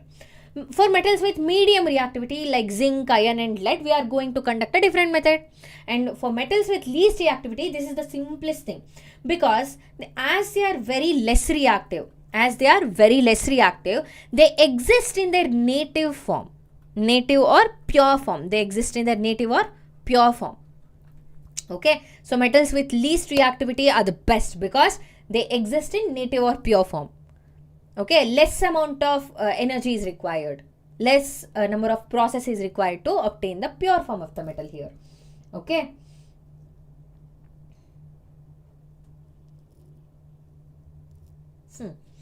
So yeah, this is something that you should remember always. So highly reactive metals generally occur in nature in the form of their halide or oxide ores. Highly reactive metals, so which are all the metals that ends with no. So that's how I remember. Okay, see here, potassium, sodium, calcium, magnesium, aluminium. These are highly reactive metals. These 5 are highly reactive metals that are there in your syllabus. Okay, so metallurgy is nothing but it is the branch of science which involves the extraction of metals. That is metallurgy. Okay, and different metallurgical processes are conducted for extraction of different kinds of metals. So we need to remember the reactivity series for that. Okay, for metals with high reactivity, we are going to conduct a different process. Metals with medium reactivity, we are going to conduct a different process. Metals with least reactivity, again different process. Okay, yeah. Yeah, very good. Arun, yes. Arun Kumar, hi. You want PYQs for science and maths? No problem, we'll do that. So this is something that I have been telling you. So we are done with 2 chapters, right? So we will be conducting PYQs from tomorrow. From tomorrow, we will be conducting week quiz, Vedantu quiz, as well as PYQs from tomorrow. All this week. And on Sunday, we'll have marathon. So Sunday is your holiday. I guess everybody has, study holidays these days. Please do watch the live. Okay. So we'll be having PYQs. We'll be giving you the update. We'll be giving you the, we'll be giving you the timetable as well. Marathon will be there. In marathon, we will be solving the sample papers and PYQs. Okay. And we'll have quiz as well. Week quiz. Okay. Week quiz. And share the videos and share the channel with as many people as possible so that this quiz and PYQs will be fun. Okay. You'll know the competition. Cool. Yeah. Depending upon the reactivity, so we will be conducting the process of metallurgy. So highly reactive metals generally occur in nature in the form of their halides or oxides.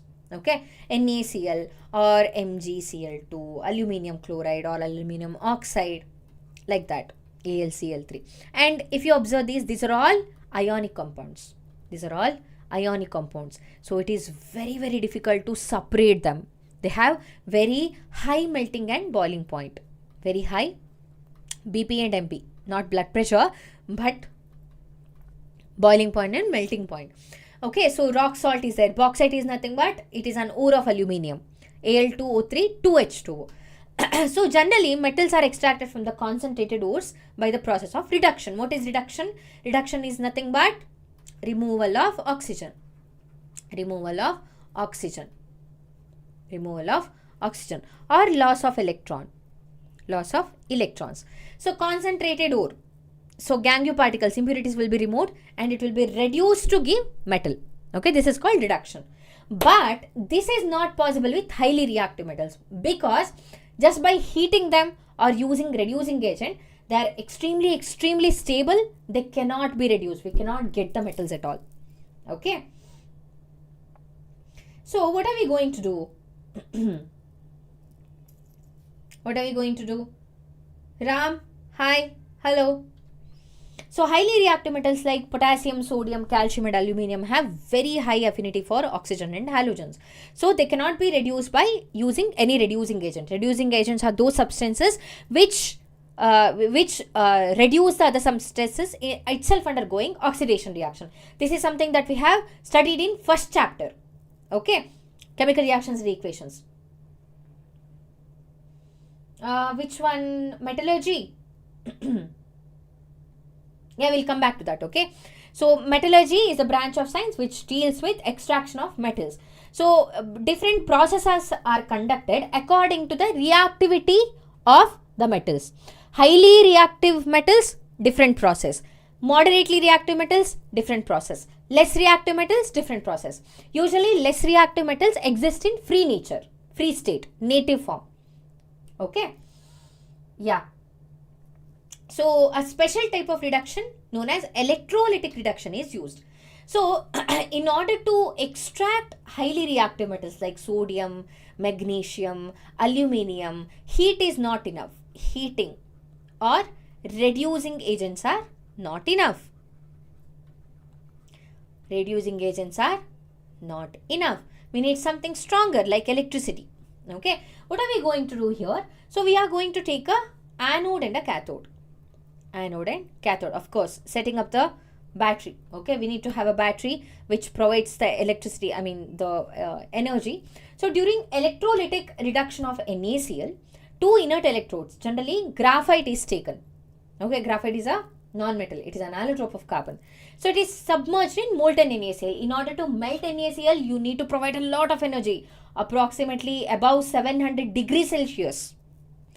Imagine 100 degrees Celsius, water boils. You need to provide 700 degrees Celsius. Okay, because it is an ionic compound. It has a very high melting point. Okay, so we'll take the molten NaCl, and at cathode, reduction happen.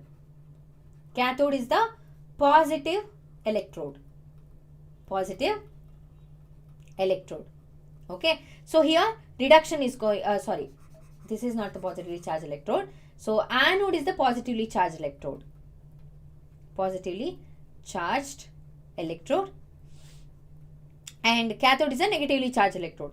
So at cathode reduction happens. At anode, what happens? Oxidation happen. I already told you, reduction is nothing but gaining of electron. Oxidation is nothing but losing of electron. So this is the reaction that happens. Na plus electron gives Na.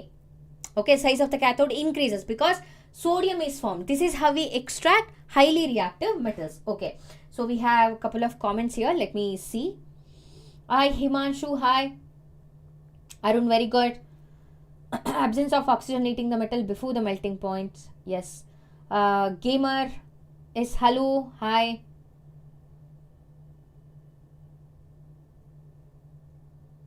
Oh, please stop calling me a cordless zebra. Instead, try learning how copper saves. That's nice, Gatin. Thank you.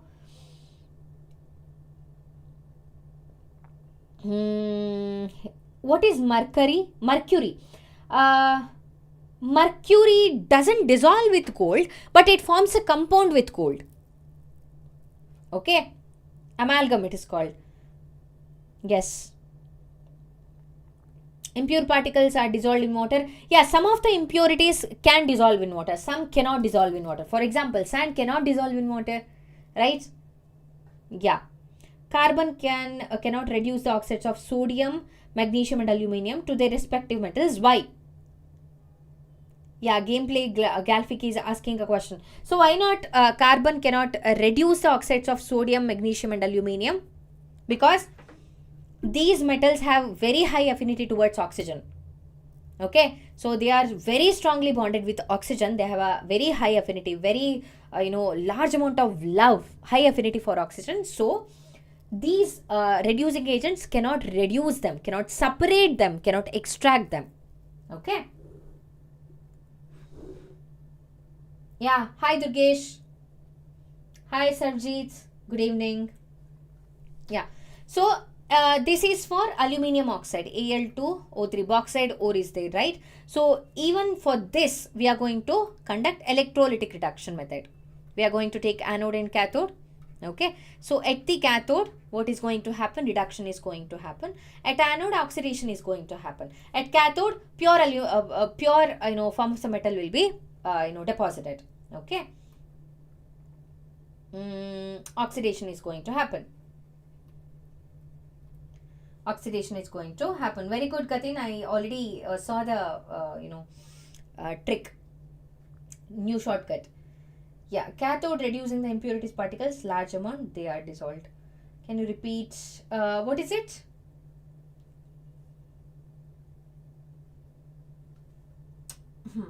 Yeah, this is electrolytic reduction. So moderately reactive metals generally occur in nature in the form of their oxides or sulfides or carbonated ores. Okay, moderately reactive metals, zinc, iron, these metals. Okay, they are moderately reactive. They are not as highly reactive as the sodium, potassium, or as less reactive as these gold, silver, or platinum. These are moderately reactive. Okay.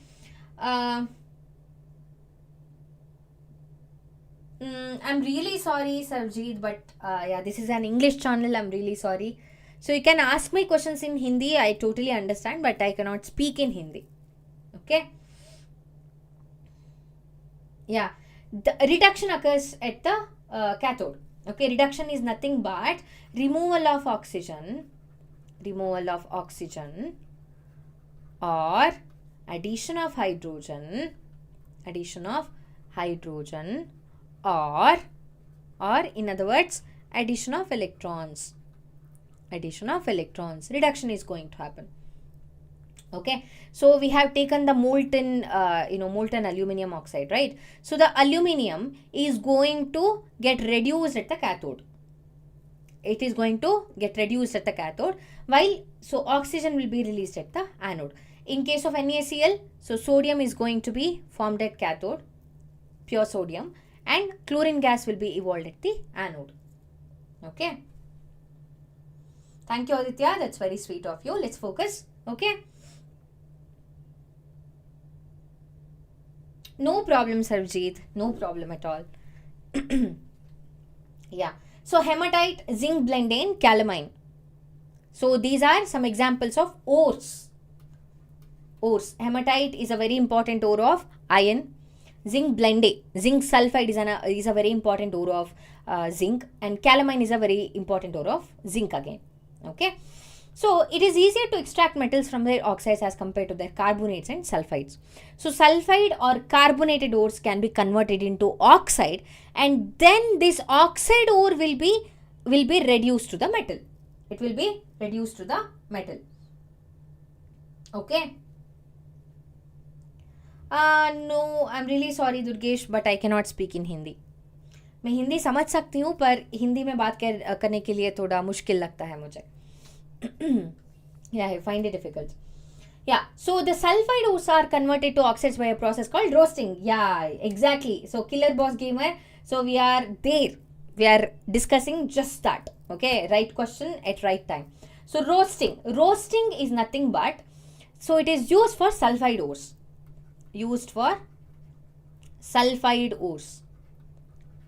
Okay, sulfide ores. So roasting will be conducted in excess amount of air. Okay. Alright. So heating strongly in presence of excess amount of air is nothing but roasting. What kind of an ore? Sulfide ore. Okay. On the other hand, calcination. When there is a carbonated ore means CO3 or hydrated ore, HCO3, or when there is water or already oxygen is there, then we are going to conduct calcination because it already has oxygen, right? We need not heat this this ore in excess of oxygen, in limited or in absence of air. So a process in which carbonated ores are converted into oxide ores by heating strongly in the presence of limited amount of air, that is calcination. So in roasting, excess of oxygen. In calcination, limited supply of oxygen. Roasting is conducted for sulfide ore. Calcination is conducted for carbonated and hydrated ores. See here, in case of zinc sulfide, so roasting should be conducted because it is a sulfide ore. We'll be converting zinc sulfide to zinc oxide, and then it will be reduced to zinc. Okay. In case of zinc carbonate, we are going to conduct calcination. Okay, in limited supply of oxygen, we'll be heating this ore. It will be converted to zinc oxide and again reduced to zinc. Okay. Alright. So, मैं कर्नाटक से हूँ, बेंगलुरु से. So, zinc carbonate will be heated to give zinc oxide. So, what kind of a reaction is this? This is calcination. In limited supply of oxygen, we'll be heating this. Okay, and we'll get zinc oxide and carbon dioxide. So when zinc carbonate is heated strongly in presence of limited amount of air, it decomposes and gets converted into zinc oxide, and carbon dioxide gas is released. So what about zinc sulfide? What is the reaction there? When zinc sulfide is there, we need to conduct which process? Come on, tell me in the class forum. The comment section. Come on. Yeah. Tell me quickly. I'm waiting. Zinc sulfide, so will be roasted. Okay, roasting means in excess of air. So oxygen will be there here. So 2ZNS reacts with oxygen and there will be of course heat to form 2ZNO plus 2SO2. Okay, and then this, yeah, here is the reaction, right? Zinc carbonate reacts, it will be heated to form zinc oxide and carbon dioxide gas. Okay, carbon dioxide gas. So we got zinc oxide here. This zinc oxide will be made to react with a reducing agent. Okay, it is going to form zinc and carbon monoxide. This is coke. This is the reducing agent. This is the reducing agent. This is the reducing agent. Okay. Yes. How is copper extracted from sulfide ore? Very good question. I'll tell you. So copper, Cu2S is there. Okay, Cu2S. What do you call Cu2S? Copper sulfide, cuprous sulfide. Okay, so if you, let me write the reaction. Copper sulfide is made to react with oxygen. So roasting is conducted to give 2Cu2O plus 2SO2. And then this 2Cu2O is made to react with Cu2S, again this one, to give, again heating will be done, 6Cu plus SO2. So this is how we extract copper. This is how we extract copper. Okay, understood? Bye bye, Durgesh. Please stay throughout the live, no? You will be getting a revision. So repeat which one exactly? Gatin, very good. Yes, calcination. Yeah, calcination. Calcination is conducted for carbonated or hydrated ore. Roasting is conducted for sulfide ore. Okay. If the ore has sulfur, you have to heat it with excess of oxygen. That's called roasting to get respective metal oxide. The metal oxide will be reduced using a reducing agent or just by heating to zinc, the respective metal. Okay. All right. Where were we? And we have cinnabar as well. I'll show you cinnabar. I'll give you the reaction for cinnabar. Okay, cinnabar is nothing but it's a what is it? It's a ore of mercury. Ore of mercury.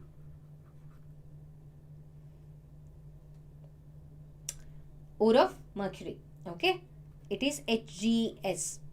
It is mercury is a low reactive metal. It's a low reactive metal.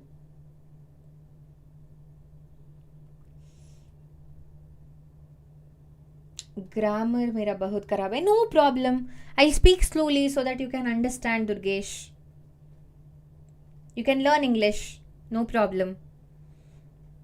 Yeah, zinc oxide is going to react with coke to form zinc and carbon monoxide. Yes, very good, Gatin. Yeah, everybody is answering really well. Very good. Keep it up. So yes, this is a low reactive metal. Mercury is a low reactive metal. So we need not use reducing agent for this. Just heating is enough. Okay, so mercuric sulfide, this is going to react with oxygen. Roasting will be conducted here. Roasting. Okay. Of course, we have to heat it and we'll get 2HgO plus 2SO2. 2SO2. And then this 2HgO is going to be heated to form 2Hg and O2. We don't even have to use reducing agent here because low reactivity. This metal shows very low reactivity. Mercury as well as copper. Mercury as well as copper. We don't have to use reducing agent here. Okay, but for zinc, for iron, we need to make use of reducing agents. Cool.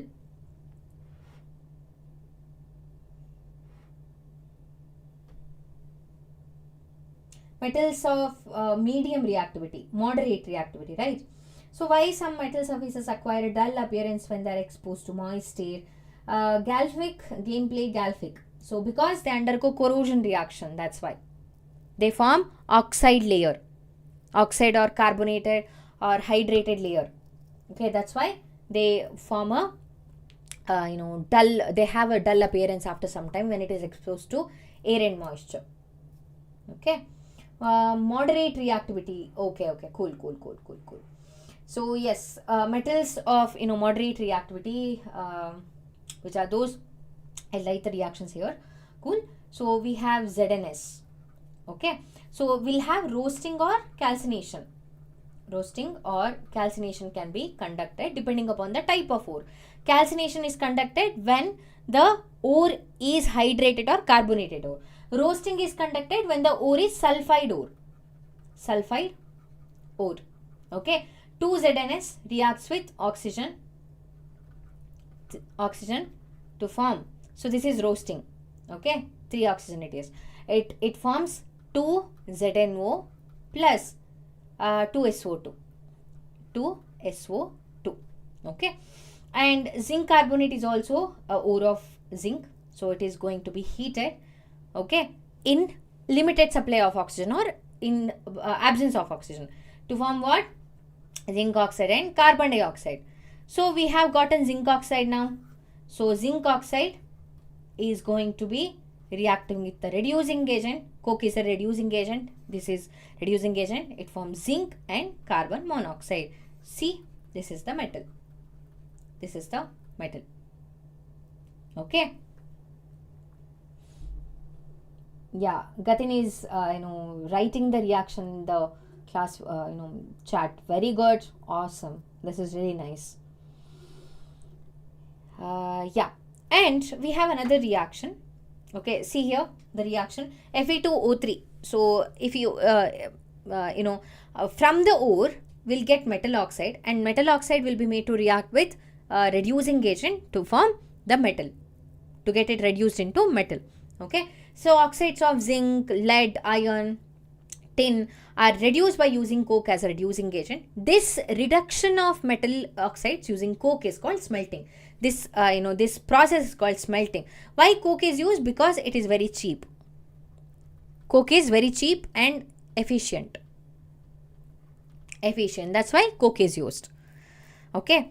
So moving forward, some metals like manganese and chromium react with carbon to form compounds. So instead of coke, aluminium is used to reduce their metal oxides. Aluminium is used. So aluminium is more reactive. Is more reactive metal. I'll give you an example here. Okay. When manganese dioxide is made to react with aluminium, aluminium is going to displace this manganese from manganese oxide to form manganese, and Al2O3, aluminium oxide, is formed along with some heat. See here, we have gotten the metal. So this is a type of displacement reaction. As aluminium is more reactive than manganese, aluminium is displacing manganese. Even this applies for iron as well. This is called thermite reaction. It's called thermite reaction. What is this reaction? So Fe2O3 is going to react with aluminium, okay, to form 2Fe plus Al2O3 plus heat. This reaction is used in welding of railway tracks because it produces a large amount of energy. Heat energy is produced. That's why welding of railway tracks. Railway tracks. A large amount of heat energy is required. No, that's why. So reduction of metal oxides using aluminium is called aluminothermy process. Both of these reactions, this one and this one, these are called aluminothermy process because aluminium is used here. Okay, aluminium is used here. Gatin, very good. Moving forward, so electrolytic refining. Refining is very, very important. Why? This is a process of obtaining highly pure metal. Even after reduction, so there might be some other impurities or oxides or something. Okay, that's why we need to conduct refining process in order to get 99.9% pure form of the metal.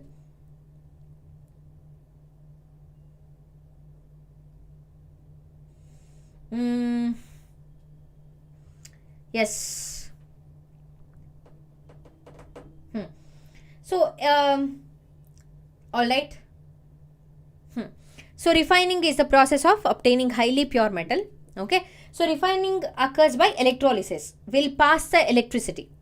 On passing the electricity, so we'll get the pure metal. So, pure metal, so we'll take an anode and a cathode. Okay. So, anode will take pure metal in the anode. We'll take pure metal as anode, and the impure metal that needs to be refined, impure metal piece will be taken as the cathode, and will take an electrolyte in order to conduct the electricity. Electrolyte conducts electricity. Okay, if you are refining copper, okay, so pure copper will be taken as anode, impure copper slab will be taken as the cathode, and copper sulfate will be taken as the electrolyte. Copper sulfate in water, aqueous solution of copper sulfate. Okay, so what is going to happen? The size of the anode increases. Size of anode increases. Okay, so is it anode or cathode? It's actually ulta. Okay, so let me erase this. So what's going to happen? Electrolytic refining. In electrolytic refining,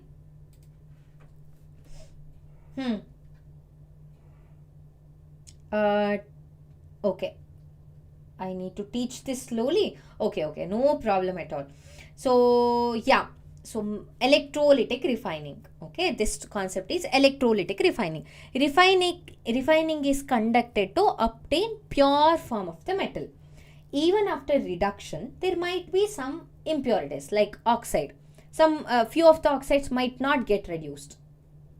Okay, so electrolytic refining must be conducted. So many metals like copper or zinc, tin, nickel, silver, gold, these are refined electrolytically. Will pass the electricity. Okay, so in this technique, pure metal is taken as the cathode. Okay, impure metal is taken as the anode. I'll show you here. So this is the vessel where the reaction is happening. Electrolytic refining. Okay, this is cathode. This is anode, and we have a source of energy. Battery is there. Okay, and here this will be immersed in an electrolyte. Electrolyte will be there. Electrolyte helps in conduction of electricity. Okay, so at anode, oxidation is going to happen. At cathode, reduction is going to happen. So when you pass the electric current, through the electrolyte, what is going to happen? So the pure metal from the anode dissolves into the electrolyte. So here impure metal is there, right? So here metal is going to come to the electrolyte. Metal ions are going to come to the electrolyte. Okay, and an equivalent amount of pure metal from the electrolyte is deposited in the cathode. For example, so we are taking copper. Copper is getting refined. Copper refining is done. Here we have copper sulfate as the electrolyte in water. Okay, some of the copper ions, Cu2 plus ions, are going to come to the electrolyte from the anode. And there were already Cu2 plus ions in the electrolyte and SO4 2 minus ions in the electrolyte. So this copper 2 plus is going to get deposited on the cathode. Reduction is going to happen there. What is going to happen? Reduction is going to happen there. So the size of the cathode increases. Size of the cathode increases because metal is getting deposited there. Cathode increases. And the size of the anode size decreases. Okay, the size of the anode decreases. Okay, and what else? Yeah, there will be anode mud. What is anode mud? So whatever the metal that was there in the anode, it is going to the electrolyte, and ions from the electrolyte is going to the cathode. So there must be some impurities. These impurities are going to settle down at the anode side. This is called anode mud. Impurities are called anode mud. Okay, these are called anode mud. Tell you what, wood treatment with dilute HCl gives smell of rotten egg. Name the type of, how can the metal be obtained from its concentrated ore? Reduction process, concentrated ore. Okay.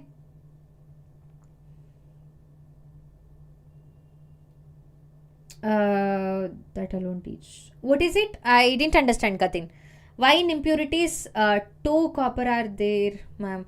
Okay, so in anode, we are going to take the piece of the metal which is to be refined, which is impure.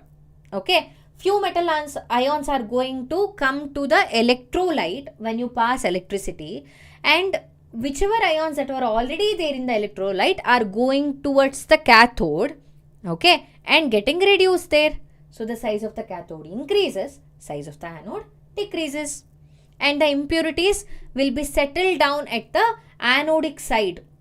That is called anode mud.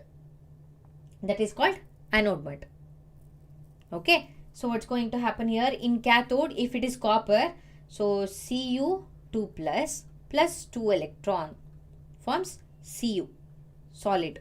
Okay, here what is going to happen? Cu is going to lose electrons. Cu2 plus is going to happen plus 2 electrons upon passing electricity.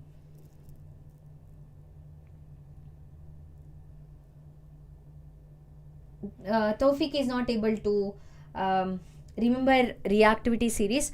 So practice it, Taufik, or make a chart, take a small page and write it and stick to your study table or the wall of the study table wherever you are sitting to study, and always look at that once in every 2 hours, or when you wake up or before you sleep off, look at that and just analyze it, just glance it.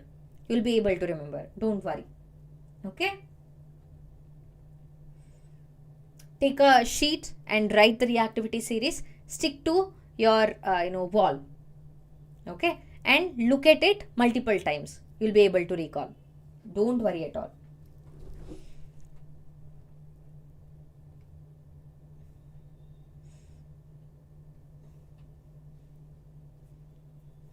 Thank you, Gatin, that means a lot to me. Thank you very much. Thank you. Yeah, so this is electrolytic refining. Okay, refining of metals. So I didn't understand your question, Killer Boss Gamer. So what's your question? Tell me properly, please.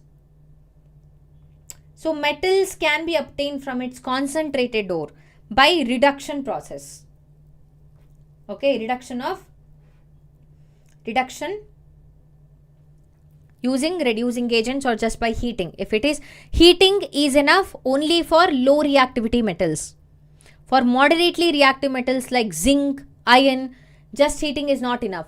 We have to use reducing agents. Okay, otherwise they are not going to be reduced.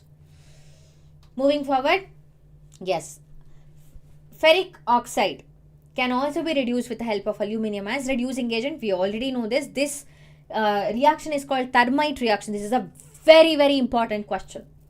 Okay, you can see the previous year question paper. They have asked this question multiple times. Since iron is released in molten or liquid form, it is used to weld iron articles together. This is known as thermite welding, and a lot of heat energy is released. This is an exothermic reaction, highly exothermic in nature.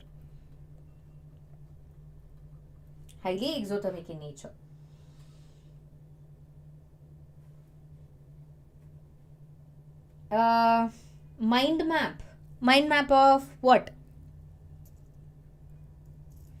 Mind map of the reactions or the metallurgy? I'll give you the mind map, don't worry. So what is the difference between calcination and roasting? This is also a very important question. So the highest marks will come from this chapter, metals and non-metals. It carries highest weightage in chemistry. Okay.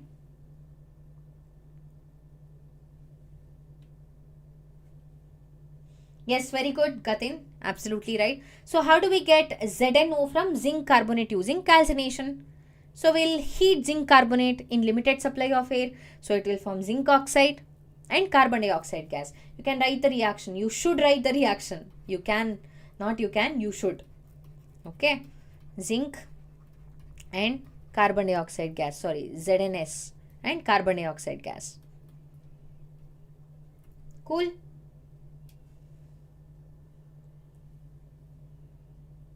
Concentration of ore. You mean extraction of metal, right? Yeah, we'll do that.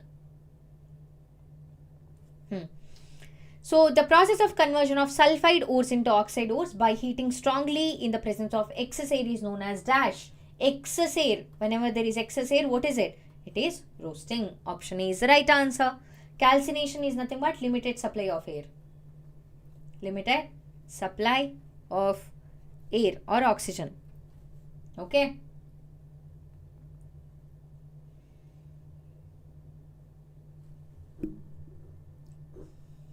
Alright. And rancidity. This is something that we have discussed in first chapter as well. So the process of slow oxidation of oil and fat resulting in foul odor and taste is called rancidity. So the food items containing oils and fats undergo oxidation reaction. Okay, so it is called rancidity. This food is unfit for consumption. It will have a very bad taste and very bad odor. Okay, so how do we prevent that? So packing of food materials in airtight containers or inert atmosphere using nitrogen gas, and refrigeration of cooked food at low temperature. So vacuum packing, and using preservatives. Preservatives can also be done. Okay. Come on. Killer Boss Gamer, please ask me the question again. I didn't understand the question. I would love to answer your question if I understand the question, right? Come on. I'm not. I'm teaching at Vedantu, Sudhir.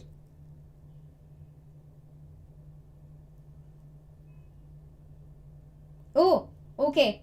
You don't want me to tell the answer? Cool. No problem. Yeah, nitrogen can be used because it is a inert gas. It is not going to react with oxygen, easily. That's why. All right. Of course, Tawfiq. Of course, you're most welcome. Stay until the end of the session. Come on, everybody stay until the end of the session. So, eating up of metals by action of air or moisture or a chemical on their surface is called corrosion. So, rusting. In case of iron, it is called rusting. In case of copper and silver. In case of copper and silver, it is called tarnishing. It is called tarnishing.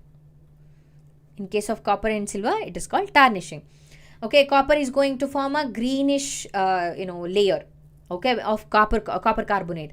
Silver is going to form a grayish black color layer because of silver sulfide. Silver sulfide. Okay. Yeah. So how do we prevent corrosion? So painting can be done. A layer of painting can be applied. This is the most commonly used technique. If you have seen your gates as in your home gates or window panes, it will be made up of iron usually. So they paint it after every monsoon because in order to prevent the corrosion. Applying oil as well as grease.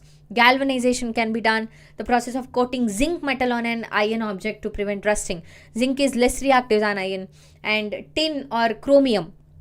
So it can also be used. Anodizing. So anodizing is the process of forming a thick layer of aluminium oxide on an aluminium object is called anodizing. Okay. Aluminium is highly reactive metal. It is used to make utensils for cooking. Why? What is the reason? Yeah. Aluminium is going to form an oxide layer. Okay. So that is the reason. So it prevents further corrosion. And aluminium is non-toxic. It's not toxic. That's why aluminium is used. Okay, and it's a very good conductor.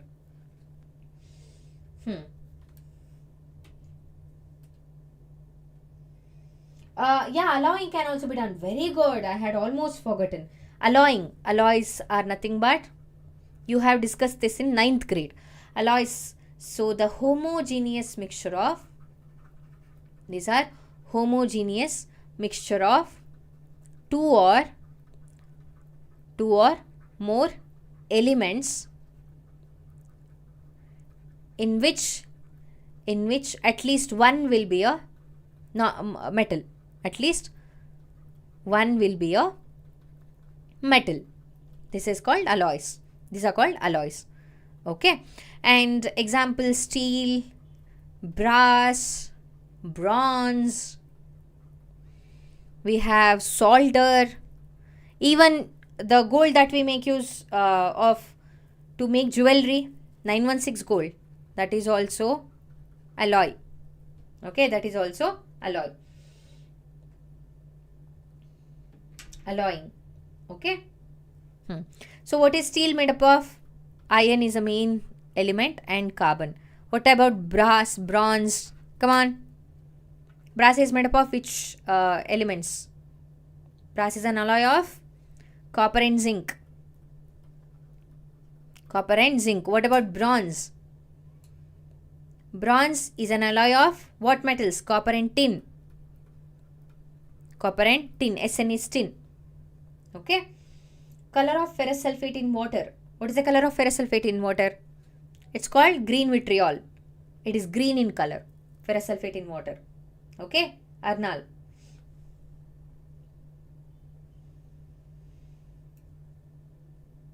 Metal outside, zinc will coated inside the metal will be. I didn't understand. Ion valuation is also prevent a metal outside zinc. Stored, I don't understand. So this is about methods to prevent corrosion. Alloying can also be done. Solder, 916 gold. Here 91.6% gold will be there for 100 grams. In 100 grams, 91.6 grams gold will be there. 8.4% will be other metals like copper, silver, all those things. Okay. Yeah, this is about, alloying. I hope everybody understood. Right? We have a couple of more questions. Are you all ready? We'll discuss that. Yeah. So, in the formation of compound between two atoms A and B, A loses 2 electrons, B gains 1 electron. There are a couple of, sub questions here. I need all of you to answer. Come on, quickly. First one, what is the nature of bond between A and B?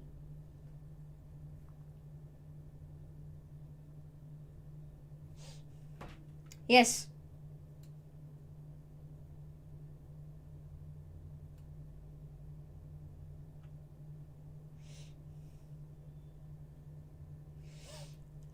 Okay. So Killer Boss Gamer has one more question. Non-metals cannot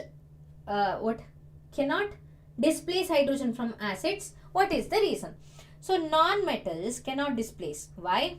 Non-metals have the tendency to lose electron. Gain electron, right? Tendency to gain electrons. Gain electrons.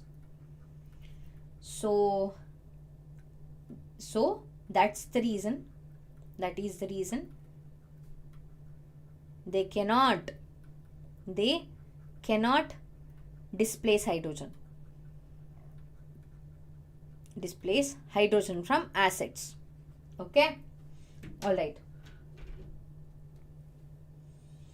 Nichrome is an alloy of what? The name itself suggests nickel and chromium. Okay. Nichrome is an alloy of nickel, and we have chromium, even manganese. A little amount of manganese will be there. Even iron will be there. Okay.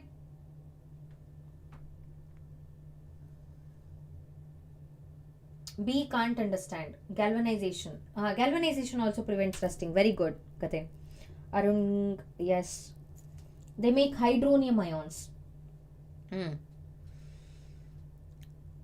Alright, so hydronium ions, that's about bases. They form acids form hydronium ions, bases form hydroxide ions. That's different. So non-metals have the tendency to gain electrons. That's the reason they cannot, displace hydrogen. Okay, from the acids. Yeah, so what is the nature of the bond between A and B? It is ionic bonding. See there, A is a metal, B is a non-metal, because A is losing 2 electrons, B is gaining 1 electron. Okay, suggest the formula of the compound formed between A and B. So this is something that you have learnt in 9th standard. How do you write the chemical formula of a respective compound? So you write the elemental symbol, right? So the symbol given here is A and B. They have given us the valency. So A is losing 2 electrons, B is gaining electrons. So 2 and 1, right? This is the valency. Losing electron means it's the combining capacity. We'll cross multiply A, B, 2. This is the formula. Understood? Very good. Arnal, Arun, Gatin.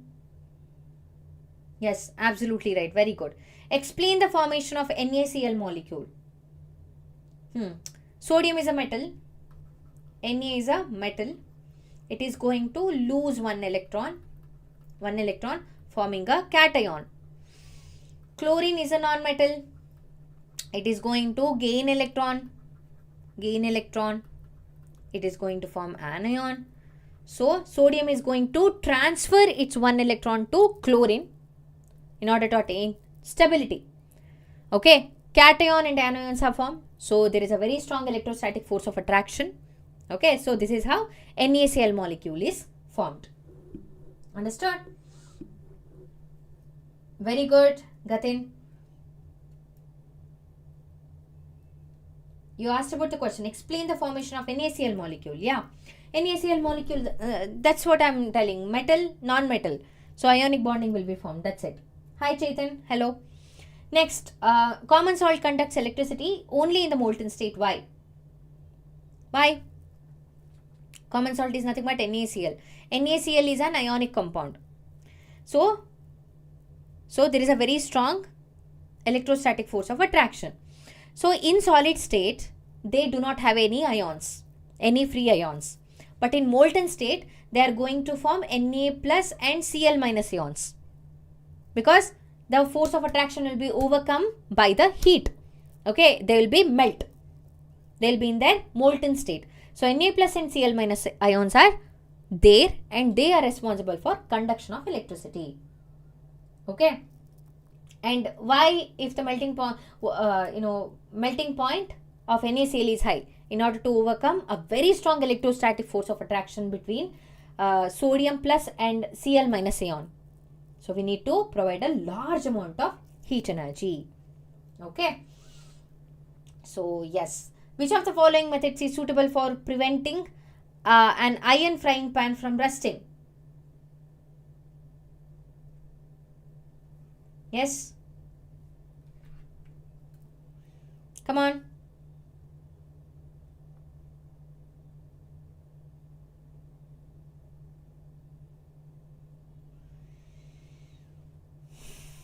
Yes. Applying grease, applying paint, applying coating of zinc. None of these. Iron frying pan.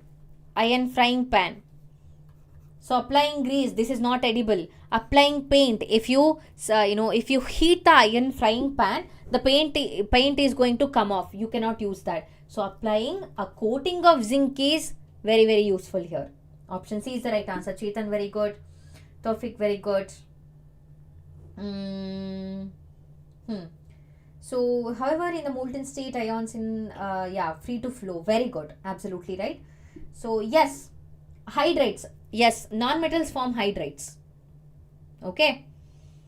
Non-metals are going to form hydrates. You're right. Example, H2S is there. Hydrate of sulfur. Okay, Krishna, very good. Arnal, very good. Yes, very, very good. Keep it up. All of you. Great answer. Krishna also. Yes. So this is all. So for today's session, what have we discussed in this session? We have discussed a lot of things. Physical properties of metals. Go through this. physical properties of metals as well as non-metals. So remember the exceptions as well. Okay, and we have discussed about chemical properties of metals. Chemical properties of metals. So we have discussed the reaction of metals with oxygen, water, metals, and water, and metals and non-metals, that is ionic bonding. Metals and non-metals. It is very, very important for you to know the reactions, balanced chemical equations. Okay, make sure to write it. Metals and non-metals. So we have discussed about ionic bonding and the properties of ionic compounds. Properties of ionic compounds. Okay, we have a couple of more questions. Let's see. Cinnabar. Yeah, cinnabar is the ore of mercury, HGS. Okay. H2S is where different. H2S is hydrogen sulfide. This is the hydride of sulfur. HGS is different. This is the ore of mercury. Okay. Non-reactive metals. Ma'am, doubt. Which metal do not corrode easily? Yeah, non-reactive metals. Absolutely right. Very less reactive metals like gold, silver, platinum. These are not going to undergo corrosion because they are very less reactive. They are not going to care about anything else. They are not going to make friends. They are not going to have enmity with anything else. They are not going to react. Okay. Yeah. And what else? Can you draw high to low reactivity? High to low reactivity. You already have that in your syllabus in the textbook. I already mentioned that multiple times. And example, what is it? Example of neutral non-metal oxide. Carbon monoxide. Wait, yeah, I'm not done. Carbon monoxide is a neutral non-metal oxide. Alright. Chetan, we have already conducted carbon and its compounds. I can go once again, but it will be a revision class. Okay, so I have conducted the session in detail. Carbon and its compounds. So it's already in the playlist. Go watch that. It was a live session I took on Monday as well as Saturday. There are 2 parts. Okay. Ghost 43 have a doubt. Yeah, please ask away. Reactivity series. You need me to write the reactivity series. Anyway, so we were summarizing, right? Ionic bonding, properties of ionic compounds, and we also have discussed about metallurgy. Metallurgy is very important. Okay, so I'll give you a mind map, a small quick mind map of metallurgy. So how we are going to conduct process. Highly reactive metals. Highly reactive metals. Metals. Electrolytic reduction. Electrolytic reduction. Okay, so moderately reactive metals. Moderately reactive metals. Reactive metals. We'll conduct calcination and roasting depending upon the type of the ore. Calcination and roasting depending upon the ore, and it will be converted to metal oxide. Metal oxide will be reduced using reducing agents. Reduction using reducing agents. Reducing agents to form metal. Okay, to form metal. And there are less reactive metals. Less reactive metals. Reduction is enough. Reduction just by heating. Just by heating. You need not use these fancy reducing agents and all. For example, copper and also mercury. Okay, mercury, copper, you need not use reducing agents. And least reactive metals. Least reactive metals like gold, silver, platinum. These exist in their native or pure form. Native or pure form. Okay. And then comes refining. This is reduction process. These are all reduction process. So obtaining the pure metal is called refining. It is refining. Okay. Acid, bases and salts. Yeah, we'll conduct that session. No problem at all. Okay. Acid, bases and salt. Yes, Gatin. Yeah, we'll do that. Chetan, it's already done. As I already told you, carbon and its compounds, it's already done. Acid, bases and salts. Yes. Yes. Subhasmita, I'm a South Indian. I'm from Karnataka. I'm a Kannadati. How are alloys different from raw materials? What do you mean? Alloys are the homogeneous solutions of two or more elements. At least one will be a metal there. Raw materials, what are raw materials? How do you define raw materials? You mean metals? So metals are pure. Alloys are the mixture. Okay. Yeah, acid, bases and salts will do that. And the colored powder of copper nitrate in a boiling tube. Copper oxide. Question 26, very short answer. Question 21, oxygen gas and the brown gas X is formed. Write a balanced chemical equation. What is it? A colored powder copper 2 nitrate in a boiling tube. Copper oxide. What? I don't understand, Tawfiq. What is it? Post it in the comment section. Okay, I'll address that. Room temperature zinc ductile होता है, malleable होता है. Okay, इनको कोई special category में रखते हैं क्या? या zinc is an exceptional metal because it is non malleable and non ductile. Okay, it is an exceptional metal. Chemical equations. Yes, we'll do that tomorrow. What session? We'll conduct PYQs tomorrow. Is that fine? PYQs of which one do you want? Tell me. Do you want for carbon and its compounds or for metals and non-metals? I am ready even today. But yeah, you need to sleep. Yeah, I have to get some sleep. What chemical equations? I don't understand. Tawfiq, can you do one thing? So please comment, okay, under the video so that I can address that question in the next class.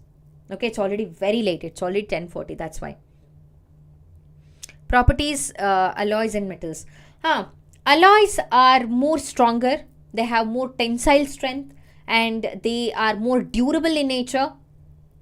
Okay, and they are they are resistant to corrosion. Metals and non-metals. Okay, you want metals and non-metals or carbon and its compounds? Okay, do one thing. So let me know in the comment section. Okay, so if you want metals and non-metals, type M. Okay, if you want carbon and its compounds PYQs tomorrow, type C. So who which will get the majority vote? I'm going to conduct that. Metals and non-metals M, carbon and its compounds C for PYQs. Okay, majority wins. Anyway, I'm going to conduct for both of the chapters. Okay.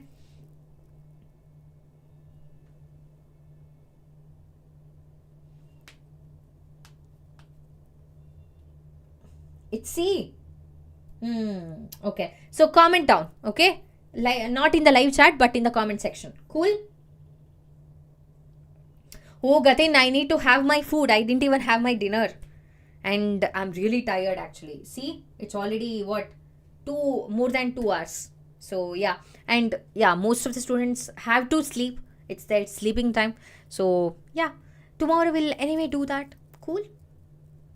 Alright. Alright then. Tata. Thank you so much for joining me today. It was really, really fun teaching all of you. All the best, guys. Okay. Do not ignore the studies. Okay. And also, please do have good food. Eat more fruits and vegetables and drink enough water. And please do sleep for at least 6 hours. Otherwise, you'll be very grumpy and you'll be very tired. Okay, and you can't even, remember a lot of things. You have to sleep properly. Cool? Okay, I'll see you. Bye-bye.